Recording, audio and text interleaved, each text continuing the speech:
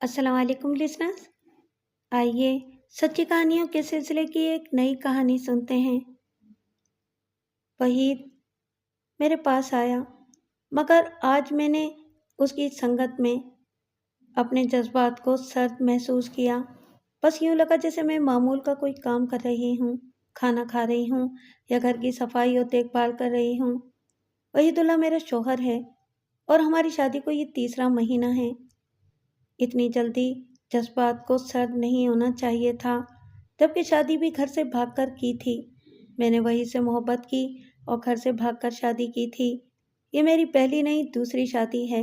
मेरी पहली शादी इनायत से 4 साल पहले हुई थी। मैं 3 साल इसकी बीवी रही और मुश्किल में रही। इनायत तो अच्छा शौहर था, मुझसे मोहब्बत भी करता था और ख्याल भी रखता था, मगर इसके घर वाले पहले दिन से ही मेरे दुश्मन बन गए थे। इसकी वजह मुझे कुछ अरसे बाद पता चली कि इनायत ने मुझे पसंद करके शादी की थी। इन दिनों मैं कॉलेज के सेकंड ईयर में थी जब इनायत ने मुझे कॉलेज से आते जाते देखा और दिल हार बैठा।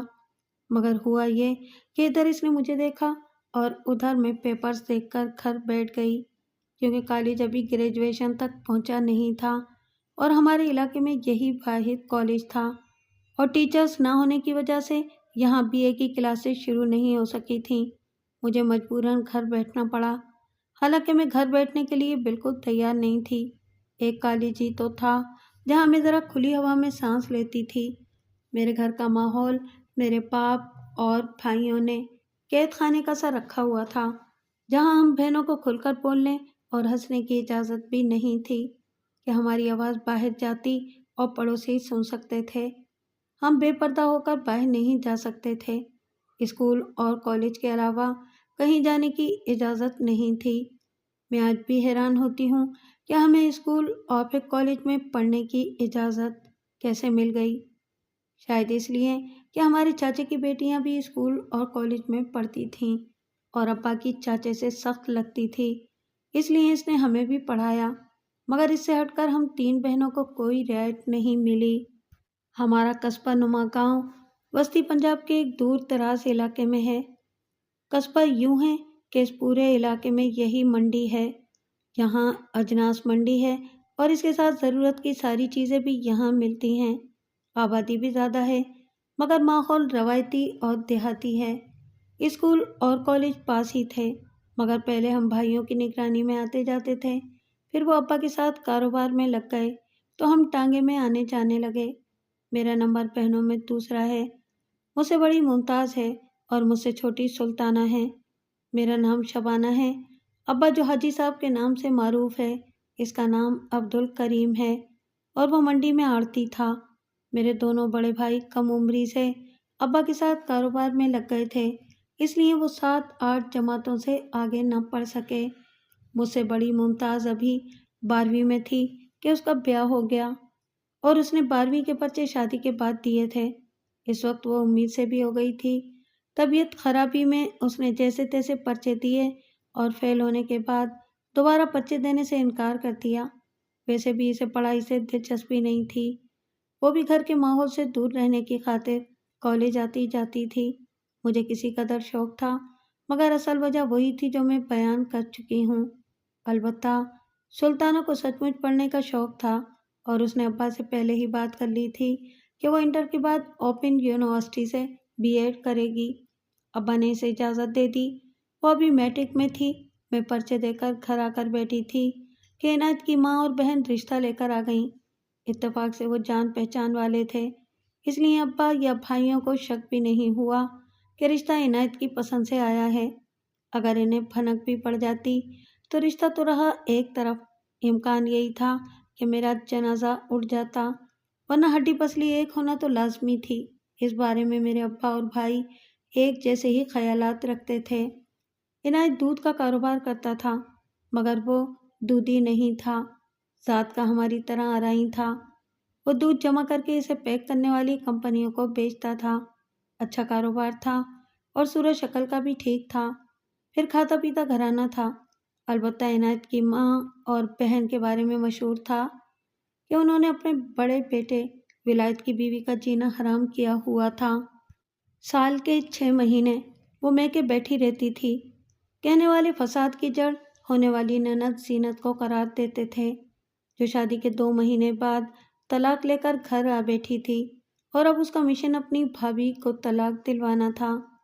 مگر میرے گھر والوں نے ان باتوں کو توجہ نہیں دی اور میرا رشتہ عنایت سے کر دیا۔ 4 مہینے بعد میری شادی ہوئی تو میں مشکل سے 19 برس کی تھی۔ دنیا کا اتنا پتہ نہیں تھا، مگر ذہین اور زبان کی تیز تھی، مگر میرا اصل اثاثہ میری خوبصورتی تھی۔ عنایت پہلی ہی رات مجھ پر لٹو ہو گیا۔ میں نے موقع سے فائدہ اٹھا کر کہا، دیکھو عنایت، میں نے سنا ہے کہ تیری ماں اور تیری بہن مزاج کی بہت تیز ہیں، مگر میں بتا دوں میں بھی کم نہیں ہوں۔ اگر تو چاہتا ہے کہ گھر میں جھگڑا نہ ہو تو ان کو قابو میں کرنا تیرا کام ہے، ورنہ جھگڑا ہوگا اور میں تیری بھابھی کی طرح گھر بیٹھ جاؤں گی۔ تو ان کو قابو میں رکھے گا تو تیری ہر بات مانوں گی اور تجھے خوش رکھوں گی۔ اس وقت بھی عنایت کی بھابھی میکے میں تھی اور بڑی مشکل سے اس شرط پر شادی میں شرکت پر راضی ہوئی تھی کہ ولایت اسے الگ گھر میں رکھے گا۔ ولایت بھائی کے ساتھ کام کرتا تھا۔ میرا سسر ریٹائرڈ پوسٹ ماسٹر تھا اور اب فارغ بیٹا حقہ گڑگڑاتا یا کھانستا رہتا تھا۔ عنایت میری باتوں سے ڈر گیا۔ اس نے کہا، شبانہ تو فکر مت کر، میں ان دونوں کو قابو میں رکھوں گا۔ میری ساس کی زبان کم تیز نہیں تھی۔ اس کا اندازہ مجھے شادی کی صبح ہو گیا جب اس نے ہمارے کمرے کے آس پاس بلند آواز سے بولنا شروع کر دیا، اور موضوع وہ عورتیں تھیں جو دیر تک شوہروں کے ساتھ کمرے میں پڑی رہتی ہیں۔ میں نے عنایت کو اٹھایا، جا اپنی بات ثابت کر۔ عنایت نے اٹھ کر دروازہ کھولا اور تیز آواز میں بولا، اماں کیا کڑکڑ لگائی ہے؟ کل رات شادی ہوئی ہے، کیا منہ اندھیرے اٹھ جائیں؟ ساس کی زبان بند ہو گئی اور میں جان بوجھ کر اس دن 12 بجے کمرے سے نکلی تھی۔ ناشتے کے بعد میں نے عنایت سے کہا کہ مجھے گھر لے چل۔ وہ فوراً تیار ہو گیا۔ اس پر میری ساس نے پھر بولنا شروع کیا اور عنایت کے خاموش کرانے پر چپ ہوئی۔ میرا گھر 2 گلی پار تھا۔ میں نے راستے میں کہا، تمہاری ماں سدھرنے والی عورت نہیں ہے۔ میری طرف سے اجازت ہے وہ ایک بولے تو اسے 2 سنانا۔ میں دل ہی دل میں پہلے ہی فیصلہ کر چکی تھی، بلکہ میں نے 2 فیصلے کیے تھے کہ ایک تو کسی بات پر چپ نہیں رہنا اور دوسرے از خود کوئی کام نہیں کرنا تھا۔ کم سے کم 1 مہینہ میرا چائے کا کپ دھونے کا ارادہ بھی نہیں تھا۔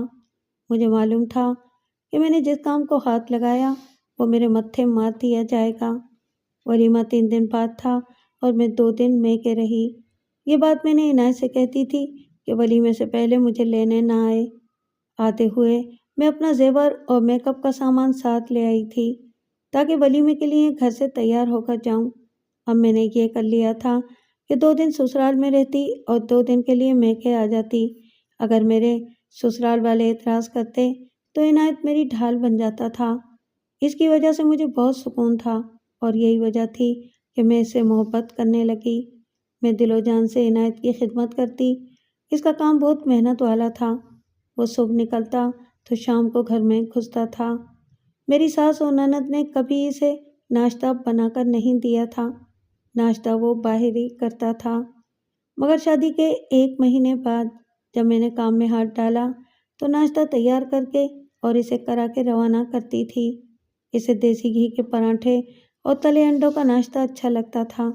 کبھی سوجی کا حلوہ بنا دیتی تھی۔ ناشتہ ہم دونوں ساتھ کرتے اور اس کے جاتے ہی میں کمرے میں گھس جاتی اور دوپہر تک آرام کرتی تھی۔ کھانا ابھی تک میری ساس بناتی تھی اور روٹیاں تندور سے لگ کر آتی تھیں۔ جب دوپہر میں کھانا بن جاتا تو میں باہر آتی اور کھانا کھا کر دوبارہ کمرے میں گھس جاتی۔ باہر میری ساس نند بولنا شروع کرتی تو میں موبائل میں ہینڈ فری لگا کر گانے سننے لگتی۔ ہاں میرے سامنے بولتی تو میں ٹکا کر جواب دیتی تھی۔ میری توقع کے عین مطابق میری شادی کے 2 مہینے بعد سارے گھر والوں نے جرگہ کیا۔ میری ساس نے عنایت سے کہا، یہ لاڈو کب تک بیٹھ کر کھائے گی؟ کیا اس کے ہاتھ پاؤں سلامت نہیں ہیں؟ عنایت سے پہلے میں نے جواب دیا، میرے ہاتھ پاؤں سلامت ہیں اور میں تم جیسے 10 کو بٹھا کر کھلا سکتی ہوں، مگر کیوں کھلاؤں؟ تو اپنا تو کر لے۔ ساس بلبلا کر بولی، اپنا کیا کر لوں؟ اپنا اور عنایت کا ناشتہ خود بناتی ہوں तुम सिर्फ एक सालन ही तो बनाती हो, रोटी तंदूर से लगकर आती है, अब क्या अपना अलग सालन बनाऊं? अलग बावर्ची खाने की बात आई तो इसकी जान निकल गई। मेरा ये मतलब थोड़ी है। वो जल्दी से बोली, घर में 10 काम और होते हैं, तू एक काम भी नहीं करती है। इस घर का मसला काम नहीं है, पहले तुम लोग अपना रवैया ठीक कर लो। बहू लाते हो, कोई जानवर खरीद कर तो नहीं लाते। विलायत की बीवी क्यों मैके बैठी है? इसने काम किया और तुम दोनों माँ बेटी हाथ तोड़कर बैठ गईं। वो जानवर की तरह मेहनत करती और तुम लोगों की बातें भी सुनती। मुझे इसकी तरह मत समझना। और तुम लोगों का मसला है तो सब जमा हो गए। कभी बेटे का सोचा, जो बीवी के होते हुए भी रंडुओं की तरह जिंदगी गुजार रहा है? इस पर तुम लोगों ने सबको जमा किया, मगर बेटे की परवाह होती तो करते ना। पहले विलायत का मसला हल करो, इसकी बीवी आए तो काम की तकसीम की बात करना। घर में 4 औरतें हैं, सबको बराबर का बांटना। इनायत और सब मेरी ज़बान पर हैरान थे। सास और जीनत के पास मेरी बातों का जवाब नहीं था, अगरचे उन्होंने दरमियान में शोर शराबा किया था, मगर इनायत और विलायत ने इन्हें डांट कर खामोश करा दिया। मैंने विलायत की बीवी की वापसी की बात की तो वो भी मेरा हामी हो गया। इसने कहा, शबाना ठीक कह रही है, पहले साहिबा का मसला हल करो। इसका एक ही हल है, इसे तलाक दो। जीनत तड़क कर बोली, फिर दूसरी करूं और तुम लोगों के कहने पर इसे भी तलाक दे दूं? विलायत ने तंजिया लहजे में कहा, मेरी जिंदगी का मकसद क्या यही रह गया है? मैंने विलायत से कहा, बीवी शोहर की जिम्मेदारी होती है, अगर वो साथ नहीं रहना चाहती तो तुम इसे अलग घर ले दो, मगर इसे कहो कि एक बार आ जाए, अगर इस बार भी न रह सके तो फिर इसे अलग घर लेकर देना। मैं कल ही जाता हूँ, पर इससे जो वादा करके लाना वो पूरा भी करना। मैंने विलायत को खबरदार किया। अपनी माँ बहन को भी बता देना कि किस शर्त पर लाए हो। उन्होंने जो कचेरी लगाई थी वो उल्टा उनके गले पड़ गई। घर में वाहिद फर्द जो किसी का तरफदार नहीं था वो मेरा ससुर था। हुक्के के बाद इसे सिर्फ खाने से दिलचस्पी थी कि तीनों वक्त का खाना उसे वक्त पर मिलना चाहिए था। अगर किसी वजह से खाने में देर होती तो मेरी सास की शामत आ जाती, इसलिए वो खाने के मामले में चौकस रहती थी। किचन की सफाई और दूसरे काम जीनत करती थी। अपने अपने कमरों की सफाइयाँ सब खुद करते थे और सहन की सफाई मासी करती थी। कपड़े सब अपने अपने धोते थे। इस लिहाज से देखा जाए तो मुश्तरका काम बहुत कम था, मगर मुझे मालूम हुआ कि इन माँ बेटी ने खाना बनाने से लेकर पूरे घर की सफाई और सबके कपड़े धोने की जिम्मेदारी भी साहिबा पर डाल दी थी। खुद उन्होंने हिलकर पानी पीना भी बंद कर दिया था। साहिबा बेचारी अपनी हिम्मत से बढ़कर करती रही, लेकिन इस वक्त इसकी हिम्मत जवाब दे गई जब उन्होंने तंदूर भी घर में बनाने का सोचा। इसने पहले विलायत से शिकायत की, मगर वो इसकी सुनता नहीं था। इसमें माँ बहन से निमटने की हिम्मत नहीं थी। फिर वो जाकर मैके बैठ गई। इसने विलायत से कहा कि इतना काम मैं मैके में करूं तो मेरी भाभियां मेरे पाँव धोकर पिया करें, और यहाँ तुम्हारी माँ बहन सुबह शाम मुझे सुनाती हैं। कुछ अरसे बाद विलायत जाकर इसे मना के ले आया, मगर यहाँ वही वतीरा रहा तो वो फिर मैके चली गई और इसके बाद सिर्फ मेरी शादी में शिरकत के लिए आई थी। मैं खुद 2 बार इनायत के साथ जाकर इससे मिली और वो मुझे भली औरत लगी थी। बच्चे नहीं थे और इसे इसी बात का दुख था कि इसके बच्चे होते तो विलायत इसे यूं मैके में न छोड़ रखता। अगले दिन विलायत गया और साहिबा को ले आया। मेरी तवक्कुआत के ऐन मुताबिक इसने शर्त रखी थी कि वो सिर्फ अपनी जिम्मेदारी पूरी करेगी, और अगर इससे किसी ने फजूल में झगड़ा करने की कोशिश की तो विलायत इसे अलग घर लेकर देगा। विलायत ने कुरान पाक पर हाथ रखकर कसम खाई कि इस सूरत में वो इसे अलग घर लेकर देगा। विलायत ने इससे कहा कि वो सिर्फ इसका और अपना काम करेगी और अपने कमरे की जिम्मेदार होगी, बाकी इस पर कोई जिम्मेदारी नहीं होगी। वो आई तो डरी हुई थी। मैंने इसे हौसला दिया और समझाया कि डरना छोड़ दे। जो डरता है दुनिया वाले इसे और डराते हैं। अपने ऊपर भरोसा कर और अपने शौहर को अपना बनाकर रख। साहिबा उम्र में मुझसे बड़ी थी, मगर इतनी समझदार नहीं थी। उसने देखा कि मैं इनायत से कैसे बनाकर रखती हूँ। उसने इसी तरह اپنے شوہر سے بنا کر رکھنی شروع کر دی۔ وہ اس کی خدمت دل و جان سے کرتی، مگر اب اس نے گھر کے دوسرے کام چھوڑ دیے تھے۔ زینت کی زبان میں جتنا زہر تھا، اس سے زیادہ اس کے دل میں تھا۔ اس نے ماں کو اپنی مٹھی میں کیا ہوا تھا اور وہ اس کے بارے میں ایک لفظ نہیں سنتی تھی۔ اسے صرف برتن دھونے اور باورچی خانے کی صفائی کرنی پڑتی تھی۔ اس میں بھی اس کی جان جاتی تھی۔ شکل و صورت کی اچھی تھی، مگر اخلاق اسے چھو کر بھی نہیں گزرا تھا۔ میں نے سوچا کہ اگر اس کی شادی نہ ہوئی تو یہ ساری عمر یہیں بیٹھی رہے گی اور فتنہ انگیزیاں کرتی رہے گی۔ بہتر ہے اس کی شادی کر دی جائے۔ ممکن ہے کہ وہ اس بار گھر بسا لے۔ میں نے عنایت اور صاحبہ نے ولایت سے بات کی اور انہیں صاحبہ کی شادی کروانے کو کہا۔ خود وہ بھی فکر مند تھے۔ جوان بہن گھر بیٹھی کسے اچھی لگتی ہے؟ وہ ابھی مشکل سے 24 سال کی تھی۔ ایک بار شادی کا مزہ چکھ چکی تھی تو اس کا یوں گھر بیٹھنا شرعی اور اخلاقی لحاظ سے بھی ٹھیک نہیں تھا۔ اس سے دوسری خرابیاں پیدا ہوتی ہیں۔ دونوں بھائیوں نے اس کے لیے رشتے کی تلاش شروع کی، اپنے جاننے والوں میں کہا اور کچھ عرصے بعد انہیں ایک ریٹائرڈ فوجی کا رشتہ مل گیا۔ نذیر علی حوالدار ریٹائرڈ ہوا تھا اور فوج سے ملنے والی رقم سے اس نے زمین خرید لی تھی۔ 15 ایکڑ زمین تھی اور اچھا کھاتا پیتا زمیندار تھا۔ پہلی بیوی اس کی نوکری کے عرصے میں ہی فوت ہو گئی تھی۔ اب دوسری شادی کرنا چاہتا تھا۔ عمر 42 برس تھی، مگر دیکھنے میں 35 سے زیادہ کا نہیں لگتا تھا۔ صحت بھی اچھی تھی۔ ولایت اور عنایت نے ماں باپ سے بات کی۔ زینت کو تو پتہ چلا تو اس نے بہت شور مچایا کہ اس کی شادی بڈھے سے کر رہے ہیں، مگر جب اسے نذیر کی تصویر دکھائی اور اس کے بارے میں بتایا تو وہ راضی ہو گئی۔ میں اور صاحبہ اس رشتے سے سب سے زیادہ خوش تھے، کیونکہ دونوں کی دوسری شادی تھی، اس لیے سادگی سے کی گئی۔ زینت گھر سے گئی تو ایک دم سکون ہو گیا۔ میری ساس کی زبان بھی متھم پڑ گئی تھی۔ وہ اکیلی ہوئی تو اسے خیال آیا کہ بہوؤں سے بنا کر رکھی جائے، اب وہ ہم سے میٹھی بنتی تھی۔ مجھے تو خیر اس سے یا سسرال سے کوئی خاص مسئلہ نہیں تھا، کیونکہ میں نے پہلے روز سے ہی انہیں ٹھیک کر کے رکھا تھا۔ البتہ صاحبہ نے ان لوگوں کے ہاتھوں وہ تکلیف اٹھائی تھی اور وہ تکلیف اب تک اس کے اندر تھی، اس لیے وہ ساس کو زیادہ لفٹ نہیں کراتی تھی۔ میں اس کے پاس بیٹھ جاتی تھی اور 2 باتیں کر لیتی تھی، مگر یہ بیٹھک میں نے اپنے کمرے سے باہر ہی رکھی تھی۔ 2-3 بار میری ساس نے کمرے میں آ کر بات کرنے کی کوشش کی، مگر میں اسے باہر لے آئی۔ میں جانتی تھی کہ وہ ایک بار کمرے میں آ گئی تو پھر یہیں برائے جمان رہا کرے گی اور وقت بے وقت میرا دماغ کھائے گی۔ اسے بولنے کی عادت تھی اور پرانے قصے زبان کی نوک پر رکھے رہتے تھے۔ میں باہر ہی سنتی تھی اور جب بور ہونے لگتی تو کام کے بہانے اٹھ جاتی تھی۔ صاحبہ بہانہ بھی نہیں کرتی تھی، جیسے ہی وہ بولنا شروع کرتی صاحبہ چلی جاتی تھی۔ وقت گزرتا رہا اور میری شادی کو 3 سال ہونے کو آئے تھے۔ اب تک میں ماں نہیں بن سکی تھی، حالانکہ مجھ میں یا عنایت میں کوئی نقص نہیں تھا۔ ڈاکٹر حکیم کر کے بھی دیکھ لیا تھا۔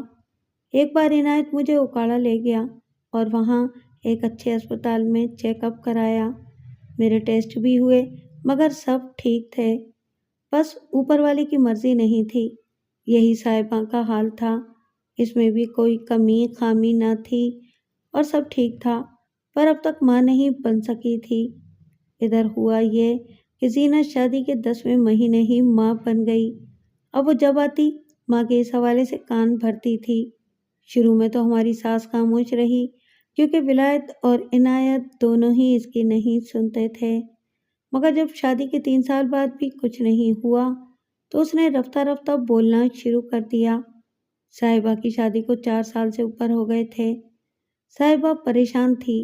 اس نے مجھ سے کہا، اب تو ولایت نے بھی کہنا شروع کر دیا ہے، اسے اولاد کی خواہش ہے۔ صرف تیرا قصور تو نہیں ہے، ویسے بھی اولاد مرد کی قسمت سے ہوتی ہے۔ مجھے ڈر ہے وہ دوسری شادی نہ کر لے۔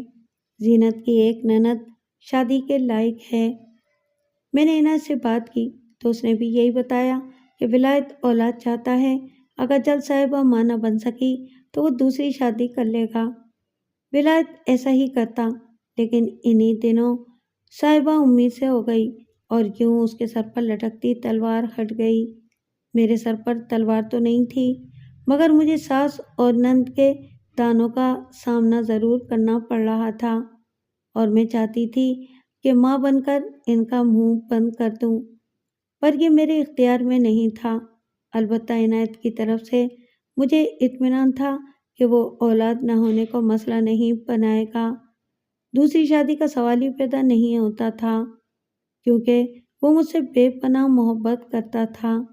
एक बार उसने मुझसे वालिहाना अंदाज में कहा, शाबी, अगर मुझे कहा जाए कि एक तरफ सारी दुनिया और दूसरी तरफ तू हो, तो मैं सारी दुनिया को छोड़कर तुझे ले लूँगा।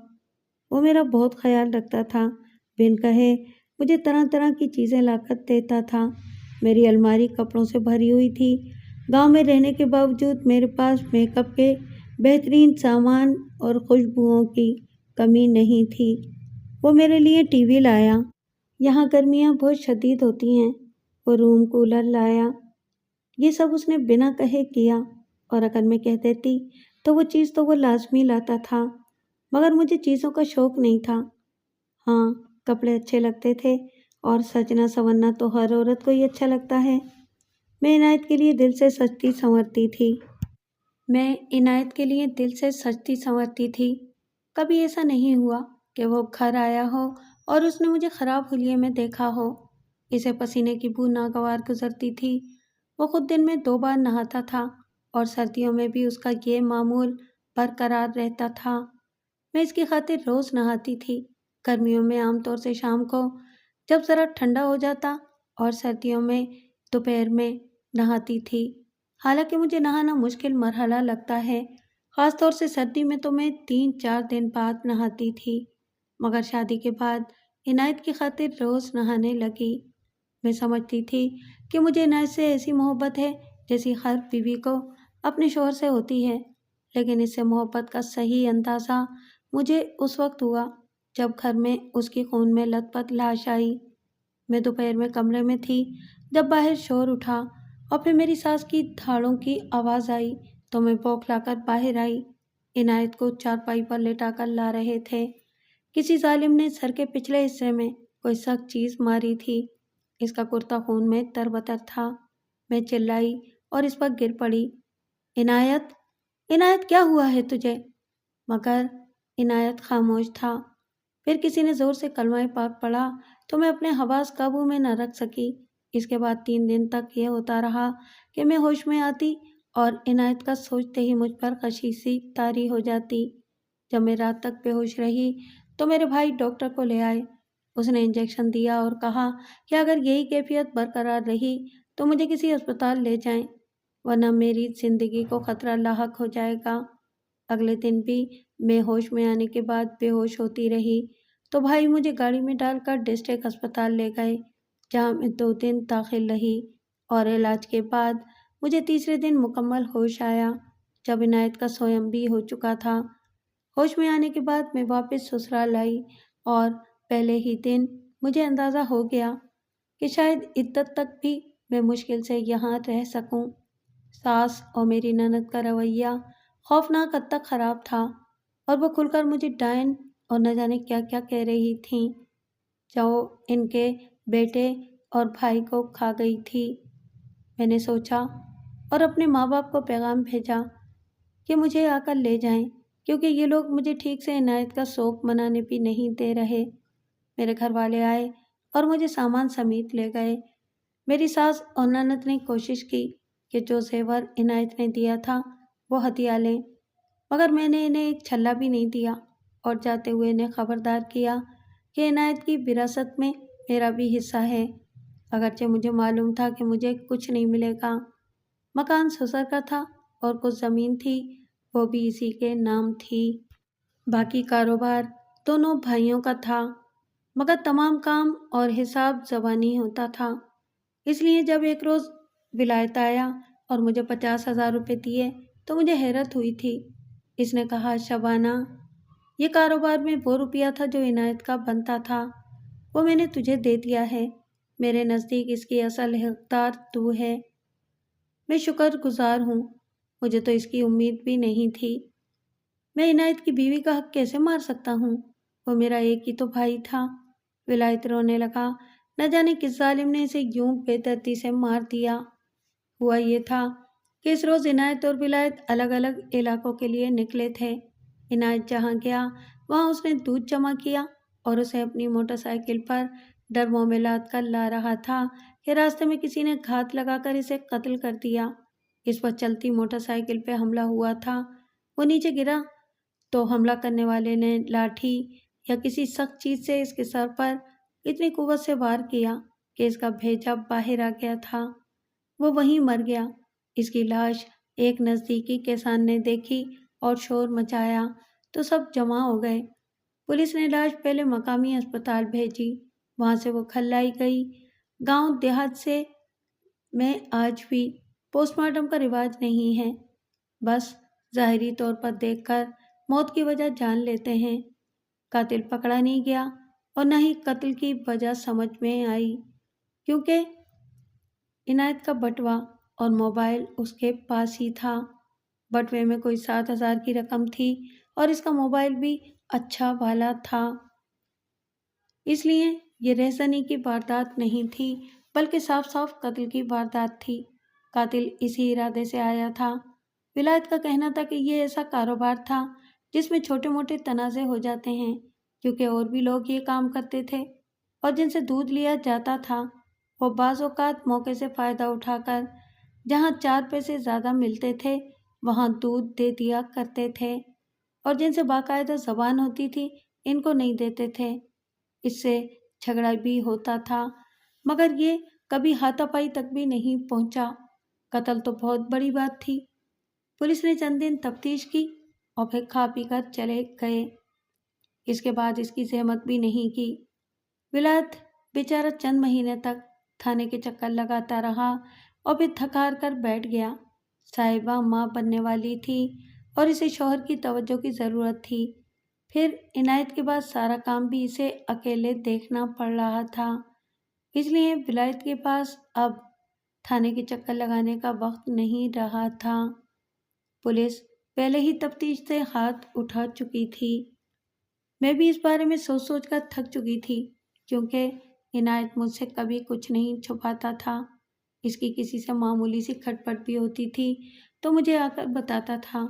یہ ممکن ہی نہیں تھا کہ اس کی کسی سے اس حد تک دشمنی ہوتی کہ وہ اسے قتل کر دیتا اور عنایت مجھ سے اس کا ذکر ہی نہ کرتا۔ یہ تو بالکل اندھا قتل تھا۔ میرا دھیان ایک واقعے کی طرف گیا۔ کچھ عرصہ پہلے ہمارے گاؤں کے نزدیک میلہ لگا تھا، جیسا کہ عید پر لگتے ہیں۔ عنایت مجھے وہاں لے کر گیا تھا۔ جب میں باہر جاتی تو چادر لے کر اسی سے نقاب بھی کر لیتی تھی۔ اس روز بھی میں نے چادر لی ہوئی تھی۔ عنایت کے ساتھ میلے میں گھوم کر اپنی پسند کی چیزیں دیکھ رہی تھی۔ ایک جگہ سانپ والا تھا۔ میں وہاں رکی تو پیچھے عنایت کی کسی سے تکرار ہو گئی، مگر بس 1 منٹ کی تھی۔ میں نے مڑ کر دیکھنا چاہا، مگر عنایت اور وہ جس سے اس کا جھگڑا ہو رہا تھا وہ لوگوں کے پیچھے تھے، اس لیے مجھے کچھ نظر نہیں آیا۔ کچھ دیر بعد غصے میں بھرا ہوا عنایت آیا تو میں نے پوچھا، کیا ہوا؟ کس سے جھگڑ رہے تھے؟ کچھ نہیں، عنایت نے گرم لہجے میں کہا، ایک لفنگا تھا۔ میں سمجھی کہ کسی نے میرے حوالے سے کچھ کہا ہوگا اور عنایت کو غصہ آ گیا ہوگا۔ میرے معاملے میں وہ بہت حساس تھا، اسی وجہ سے میں نے بعد میں بھی اس سے نہیں پوچھا کہ اس کا موڈ خراب ہو جاتا۔ کچھ دیر بعد ہم گھر واپس آ گئے۔ یہ عنایت کے قتل سے چند مہینے پہلے کی بات تھی۔ اس کے علاوہ اس کا کوئی جھگڑا میرے علم میں نہیں تھا۔ بہرحال ہونے والی بات ہو چکی تھی، چاہے وجہ کچھ بھی رہی ہو۔ میں نے عدت ماں باپ کے گھر گزاری اور اس سے پہلے ہی عنایت کی ماں نے پیغام بھجوا دیا تھا کہ ان کا اب مجھ سے کوئی تعلق نہیں ہے۔ میں نے کون سے ان سے تعلق رکھنا تھا؟ میں ماں باپ کے گھر سکون سے تھی۔ میرے ماں باپ اور بھائی بے شک دوسرے معاملات میں سخت سہی، لیکن وہ خیال بھی بہت رکھتے تھے۔ انہوں نے اپنی بیویوں کو بھی قابو کیا ہوا تھا۔ जैसे अब्बा ने अम्मा को काबू किया हुआ था। इसलिए हमारे घर में सास बहू और ननद भावज वाला झगड़ा नहीं था। मुझसे छोटी सुल्ताना की शादी हो गई थी। वो बीएड करके एक गवर्नमेंट स्कूल में टीचर लग गई थी। इसके लिए रिश्ता भी इत्तेफाक से एक स्कूल प्रिंसिपल का आया था। वो अब अपने घर में खुश थी। इसका एक बेटा था। मुमताज का शौहर जरा सख्त मिजाज था, मगर रुपए पैसे वाला था और इसे खुश रखा हुआ था। इसके 3 बच्चे थे। मैं बेवा होकर आई तो घर वालों को मेरी फिक्र लगी कि वो मेरी कहीं शादी कर दें। मैं अभी जवान थी, 24 साल की भी नहीं हुई थी। शादी से पहले का छरेरा जिस्म अब भर गया था, मगर मेरी खूबसूरती कम नहीं हुई थी, बल्कि शायद बड़ी ही थी। इद्दत ख़त्म होते ही मेरे लिए रिश्ते की तलाश शुरू हो गई। मुझे सुनगुन मिल गई थी। एक बार मैंने अब्बा को अम्मा से बात करते सुना। वो कह रहा था, अब इसे कोई कंवारा तो मिलने से रहा, कोई रंडवा या दुहाजा ही मिलेगा। दुहाजे में तो कभी नहीं मानेगी। अम्मा ने मेरे दिल की बात कही। वो इस मिजाज की है नहीं जो शोहर में शिरकत बर्दाश्त करे। इसके लिए अकेला बंदा ही तलाश करो। अगरचे इनायत का दुख कम नहीं हुआ था, मगर मैंने जिंदगी की ये हकीकत तस्लीम कर ली थी कि मैं अकेले नहीं रह सकती। माँ बाप का घर इस वक्त तक होता है जब तक माँ बाप जिंदा हों। इनके बाद मैं दरबदर हो जाऊंगी, रुल जाऊंगी। इसलिए दूसरी शादी ही मेरे मसले का हल थी। मैंने खुद को इसके लिए जहनी तौर पर तैयार करना शुरू कर दिया था। अम्मा की बात सुनकर मैंने सुकून का सांस लिया था कि मेरे लिए कोई दूसरी शादी वाला नहीं देखा जाएगा। अम्मा ने ठीक कहा था। मैं शोहर में शिरकत बर्दाश्त नहीं कर सकती थी।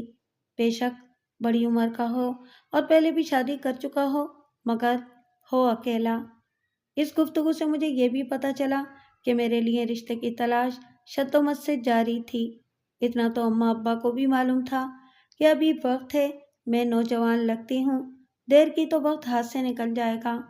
मेरे भाई और भाभियाँ भी कोशिश कर रहे थे। इद्दत तक मैं घर में रही थी, मगर इद्दत के बाद मैंने घर से निकलना शुरू किया। इत्तेफाक की बात थी कि मेरे पास कपड़े नहीं थे और गर्मियाँ आने वाली थीं। मैंने सोचा कि इस लिहाज से 2-3 सूट ले आऊं। मैंने बड़ी नूर भाभी से कहा, मेरे साथ मार्केट तक चलो, मुझे कपड़े लेने हैं। तेरे भाई से कहती हूँ, वो ले चलेगा। मगर इन दिनों गंदम की फसल उतर रही थी। अब्बा और दोनों भाई बहुत मसरूफ थे। भाई ने भाभी से कहा कि वो मेरे साथ चली जाए। मैं और भाभी अगले दिन मार्केट गए। ये ज़्यादा बड़ी मार्केट नहीं है, मगर इसमें कपड़े की लाइन अंदर करके और अलग से है। वहाँ आमतौर से सिर्फ औरतें जाती हैं। दुकानदारों ने ऐसा इंतज़ाम रखा ही इसलिए था कि अकेली औरत भी आ सके। लान के कपड़ों वाली दुकान शुरू में थी। मैं वहाँ लॉन के कपड़े देखने लगी। इत्तेफाक से भाभी को अपने मैके में आने वाली किसी शादी के लिए कपड़े देखने थे। शादी ब्याह के कपड़ों वाली दुकान अंदर थी। वो मुझे छोड़कर अंदर चली गई। मैं लॉन के प्रिंट देख रही थी कि कोई मेरे बराबर वाली कुर्सी पर आकर बैठ गया। मैंने चौंक कर इसे देखा। वो नौजवान और खुशशक्ल आदमी था। शेव के साथ उसने नोकीली मूछें रखी थीं और सच्ची बात है कि इस पर जच भी रही थीं। कपड़े दिखाने वाला लड़का समझा कि ये मेरे साथ है। मुझे मुतवज्जो पाकर वो मुस्कुराया और अचानक ही कागज़ का एक छोटा सा गोला मेरी गोद में डालकर उठ गया। मैं पहले तो दम बखुद रह गई। फिर कपड़े दिखाने वाला लड़का नए थान लेकर आया तो मैंने जल्दी से कागज़ के गोले पर हाथ रख लिया था। ये इतना छोटा सा था कि मेरे हथेली तले आ गया। इसके साथ ही मामले की नज़ाकत महसूस करके मुझे पसीने आने लगे थे। मैं बच्ची या नादान नहीं थी जो समझ न पाती कि इस कागज़ में क्या होगा। इसी वजह से जब मैंने इसे फेंकना चाहा तो ये सोचकर रुक गई कि अगर इत्तेफाक से किसी ने उठा लिया और पढ़ लिया और इसमें मेरे बारे में कोई वाज़ेह इशारा या मेरा नाम हुआ तो 24 घंटे से पहले पहले सारा गांव इस किस्से से आगाह हो जाएगा। ये बात मेरे गांव वालों तक जाएगी तो मेरी खैर नहीं होगी। लड़का थान फैलाकर दिखा रहा था और मैं हाथ में लिए बगैर देख रही थी, क्योंकि हाथ में तो कागज़ था। मैं कागज़ पर्स में डालना चाहती थी, मगर लड़का इतना नज़दीक था कि वो देख सकता था। अगरचे یہ کوئی انوکھی بات نہیں تھی کہ میں اپنے پرس میں کچھ ڈالوں یا نکالوں۔ عورتیں عام طور سے پرچے پر سامان لکھ کر بازار جاتی ہیں، مگر چور میرے دل میں تھا، اور یہ عام سی بات میرے لیے بہت خاص ہو گئی تھی۔ اوپر سے اچانک ہی نور بھابھی آ گئی اور میں مزید نروس ہو گئی۔ شکر ہے کہ اس نے آتے ہی لڑکے کو اپنی طرف متوجہ کر لیا اور مجھے موقع ملا کہ کاغذ پرس میں ڈال سکوں۔ نور بھابھی نے مجھ سے کہا، تو نے اب تک کچھ پسند ہی نہیں کیا؟ یہ پرانے پرنٹ دکھا رہا ہے، نیا مال دبا کر رکھا ہوا ہے۔ میں نے خود پر قابو پاتے ہوئے جواب دیا۔ بھابھی نے لڑکے کو ڈانٹا، اپنی ماں کا کفن بنانا ہے، نئے پرنٹ کا، جو ہمیں یہ کچرا دکھا رہا ہے؟ لڑکا دانت نکالتا ہوا چلا گیا۔ کچھ دیر بعد ہم وہاں سے کپڑا لے کر نکلے تو میں نے غیر ارادی طور پر آس پاس دیکھا، مگر مجھے وہ لڑکا کہیں نظر نہیں آیا۔ راستے میں نے کئی بار پلٹ پلٹ کر دیکھا، لیکن وہ آس پاس تھا بھی تو اس نے خود کو چھپایا ہوا تھا۔ گھر آنے تک یہ احساس اتنا شدید رہا کہ نور بھابھی نے بھی نوٹ کر لیا اور بولی، کیا بات ہے، مڑ مڑ کر کیوں دیکھ رہی ہے؟ وہ کتا، میں نے اشارہ کیا۔ اتفاق کی بات ہے کہ سیاہ رنگ کا یہ نیم پاگل کتا مجھے نظر آ گیا تھا۔ یہ مارکیٹ کے پاس بھی نظر آیا تھا۔ مجھے ڈر ہے کہ پاگل ہے، کہیں حملہ نہ کرتے۔ یہ سن کر نور بھابھی بھی گھبرا گئی اور اس نے قدم تیز کر دیے اور کچھ دیر میں ہی گھر آ گیا۔ میں نے سکون کا سانس لیا، مگر یہ سکون عارضی تھا، کیونکہ اسے غارت کرنے والا کاغذ میرے پرس میں موجود تھا۔ میں جلدی سے جلد اسے ضائع کر دینا چاہتی تھی۔ میں کچن میں آئی تو وہاں کوئی نہیں تھا۔ میں نے ماچس لی اور باتھ روم میں آئی۔ میں اسے جلانے جا رہی تھی تو مجھے خیال آیا کہ میں ایک نظر دیکھ لوں، اس میں ہے کیا۔ میں نے ہچکچاتے ہوئے کاغذ کا گولا کھولا اور اسے سیدھا کیا۔ اس پر ہاتھ سے لکھی ہوئی ایک تحریر تھی۔ میں پڑھنے لگی۔ تحریر یہ تھی، شبانہ، شاید تم یہ تحریر پڑھ لو۔ اگر تم نے اسے پڑھے بغیر ضائع کر دیا تو مجھے پھر کوشش کرنی ہوگی، لیکن اگر تم پڑھ رہی ہو تو میں بتا دوں، میں تم سے محبت کرنے لگا ہوں۔ یہاں تک پڑھ کر میرے ہاتھ کانپنے لگے تھے۔ میں سیدھا آدمی ہوں، اس لیے سیدھی بات کی ہے۔ جب سے تمہیں دیکھا ہے، میرے ذہن سے تمہارا خیال اور تمہارا خوبصورت وجود ایک لمحے کو بھی نہیں گیا۔ شبانہ، میں تمہارے بغیر نہیں رہ سکتا۔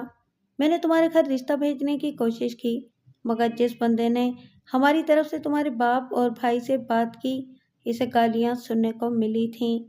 میں یہ نہیں کہہ رہا تھا کہ تمہارے باپ اور بھائیوں نے زیادتی کی ہے، انہوں نے ٹھیک گالیاں دی ہیں، کیونکہ گاؤں میں میری شہرت اچھی نہیں ہے، میں آوارہ اور اوباش مشہور ہوں۔ یہ کسی حد تک درست بھی ہے۔ کھلے پیسے اور گھر والوں کی طرف سے آزادی نے مجھے بگاڑا ہے، مگر شبانہ، جب سے تمہیں دیکھا ہے، باخدا سب چھوڑ دیا ہے۔ اب میری آرزو تم ہو، صرف تم۔ یہاں تک پہنچ کر میں پوری ہی کانپنے لگی تھی۔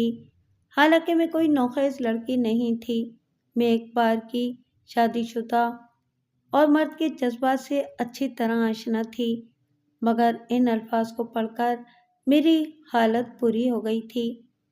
شبانہ، میں تم سے شادی کرنا چاہتا ہوں، تمہارے گھر والے راضی نہیں ہیں۔ اب میں کیا کروں، کیونکہ اپنی زندگی تمہارے نام کر چکا ہوں۔ تمہارا وحید اللہ۔ نیچے ایک لائن چھوڑ کر لکھا ہوا تھا، میں اس کا جواب لینے کے لیے روز صبح 10 بجے تمہاری گلی سے گزروں گا اور اس وقت تک گزرتا رہوں گا جب تک مجھے جواب نہیں مل جاتا۔ یہ وحید اللہ سے میرا پہلا تعارف تھا، اگرچہ اس کی شہرت میں نے سنی تھی، خاص طور سے لڑکیوں اور عورتوں کے حوالے سے۔ آج دن اس کا نام سننے میں آتا تھا۔ وہ ایک زمیندار گھرانے کا بگڑا ہوا لڑکا تھا۔ اس کا باپ شریف آدمی تھا اور بھائی بھی برے نہیں تھے، مگر وہ نہ جانے کس صحبت میں رہا کہ جوان ہوتے ہی الٹے سیدھے چکروں میں پڑ گیا۔ یہ خبر بھی تھی کہ پیتا بھی تھا۔ میں نے چند ایک بار اس کے بارے میں سنا، مگر کبھی توجہ نہیں دی تھی۔ یہ تو میرے وہم و گمان میں بھی نہیں تھا کہ وہ میرے پیچھے پڑ جائے گا اور مجھے یوں خط لکھے گا، सोचते हुए मुझे ख्याल आया कि इसे कैसे मालूम हुआ कि मैं मार्केट जा रही हूँ, और क्या इसने खत पहले से तैयार किया हुआ था? क्योंकि हम घर से निकलकर मार्केट पहुँचे तो मुश्किल से 10 मिनट हुए थे, और इतनी जल्दी वो खत नहीं लिख सकता था। इसका एक एक लफ्ज़ चुना हुआ था। सच्ची बात है, इसने मेरे दिल पर असर किया था, मगर सिर्फ इस हद तक कि मुझे इस पर गुस्सा नहीं आया था, वरना खत मैंने उसी वक्त जला दिया और इसकी राख बहा दी। खत पढ़ते हुए मैं पसीने में शराबूर हो गई थी और मैंने मुनासिब समझा कि नहा लूं। पसीने के साथ चेहरे पर हवाइयाँ भी थीं। नहाने से मेरी हालत खासी बेहतर हुई थी। अगली सुबह 10 बजे मैं कमरे में थी, मगर मेरी तवज्जो बाहर गली की तरफ थी। मुझे यकीन था कि वहीद ज़रूर गली से गुजरा होगा। इत्तेफाक से इसी वक्त किसी ने दरवाजे पर दस्तक दी और अम्मा ने बावर्ची खाने से कहा, शबाना, देख बाहर कौन है। भाइयों और भाभीयों की रिहाइश मकान के पिछले हिस्से में थी। अम्मा, अप्पा और मैं सामने वाले हिस्से में रहते थे, इसलिए आए गए को हमें ही देखना पड़ता था। अब्बा तो सुबह सवेरे ही चला जाता था और अम्मा बावर्ची खाने में लगी हुई थी, इसलिए इसने मुझे कहा और मैं लरजते कदमों से दरवाजे तक आई। मेरे जहन में खदशा था कि शायद वहीदुल्ला दरवाजे तक आ गया था, मगर जब मैंने डरते डरते दरवाज़ा खोला तो बराबर वालों का बच्चा खड़ा हुआ था और उसने मुझसे कहा, बाजी, माँ लोन मंगवा रही है, रुक, मैं लाकर देती हूँ। मैंने सुकून का सांस लेते हुए कहा और अंदर आकर अम्मा से कुछ नमक लिया, और जब बच्चे को देने गई तो ये देखकर मेरा सांस रुक गया कि वहाँ वहीदुल्ला मौजूद था। वो सामने दीवार से टेक लगाए खड़ा था और शायद मेरा ही मुंतज़िर था। मुझे देखकर वो मुस्कुराया और इशारे से खत का पूछा। मैंने गैर इरादी तौर पर अस्बात में सर हिलाकर इसे बताया कि मैं पढ़ चुकी हूँ, तो वो खिल उठा और उसने आगे बढ़ते हुए वैसा ही कागज़ का एक गोला नीचे गिरा दिया। इस दौरान में बच्चा मेरे हाथ से नमक लेकर जा चुका था। वहीद को देखने के बाद मुझे इतना होश भी नहीं रहा था कि बच्चे को नमक देती। वो मेरे हाथ में ही था। वहीद के जाने के बाद मुझे होश आया और मैंने चौंक कर आसपास देखा। अम्मा बावर्ची खाने में लगी हुई थी। मैंने गली में झांका और तेजी से बाहर आकर कागज़ उठाया और अंदर आ गई। जब मैं अंदर आ रही थी तो हमारी पड़ोसन बाहर निकल आई। इसने मुझे आवाज़ दी, शबाना, कैसी है? ठीक हूँ खाला। मैंने हाथ दुपट्टे के नीचे कर लिया, हालांकि कागज़ मुट्ठी में इस तरह बंद था कि किसी को नज़र नहीं आ सकता था। तूने आना जाना ही छोड़ दिया है? आऊँगी खाला, मैंने जान छुड़ाने के लिए कहा और अंदर आ गई। अम्मा बावर्ची खाने से निकली।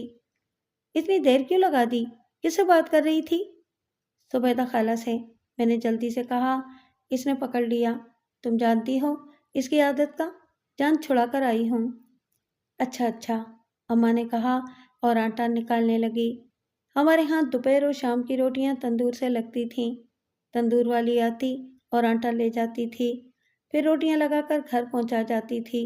इसको हफ्ते के हफ्ते मुआवजा दिया जाता था। मैं कमरे में आई और पहले वहाँ देखने लगी, मगर फिर मुझे ख्याल आया कि अम्मा या कोई और अचानक आ गया तो मुझे कागज़ पढ़ते देखकर मुतजस्सिस हो जाएगा। इसलिए मैं बाथरूम में आई और वहाँ इसे खोलकर पढ़ा। इस बार वहीदुल्ला ने अपने जज्बात का इजहार इतने शदीद अंदाज में किया था कि मुझ जैसी पुख्ताकार औरत भी कांप कर रह गई थी। मेरा चेहरा तप गया था और यूं लग रहा था जैसे मैं किसी भट्टी में बंद हो गई हूँ। अचानक मुझे एहसास हुआ कि मैं गुस्से की बजाय जज्बाती कैफियत में हूँ। यह ख्याल आते ही मैं ठंडी पड़ने लगी और मैंने घबराकर कागज़ पुरजे पुरजे किया और इसे बहा दिया। मुँह हाथ धोकर बाहर आई और अपना सर थाम लिया। ये मुझे क्या हो रहा है?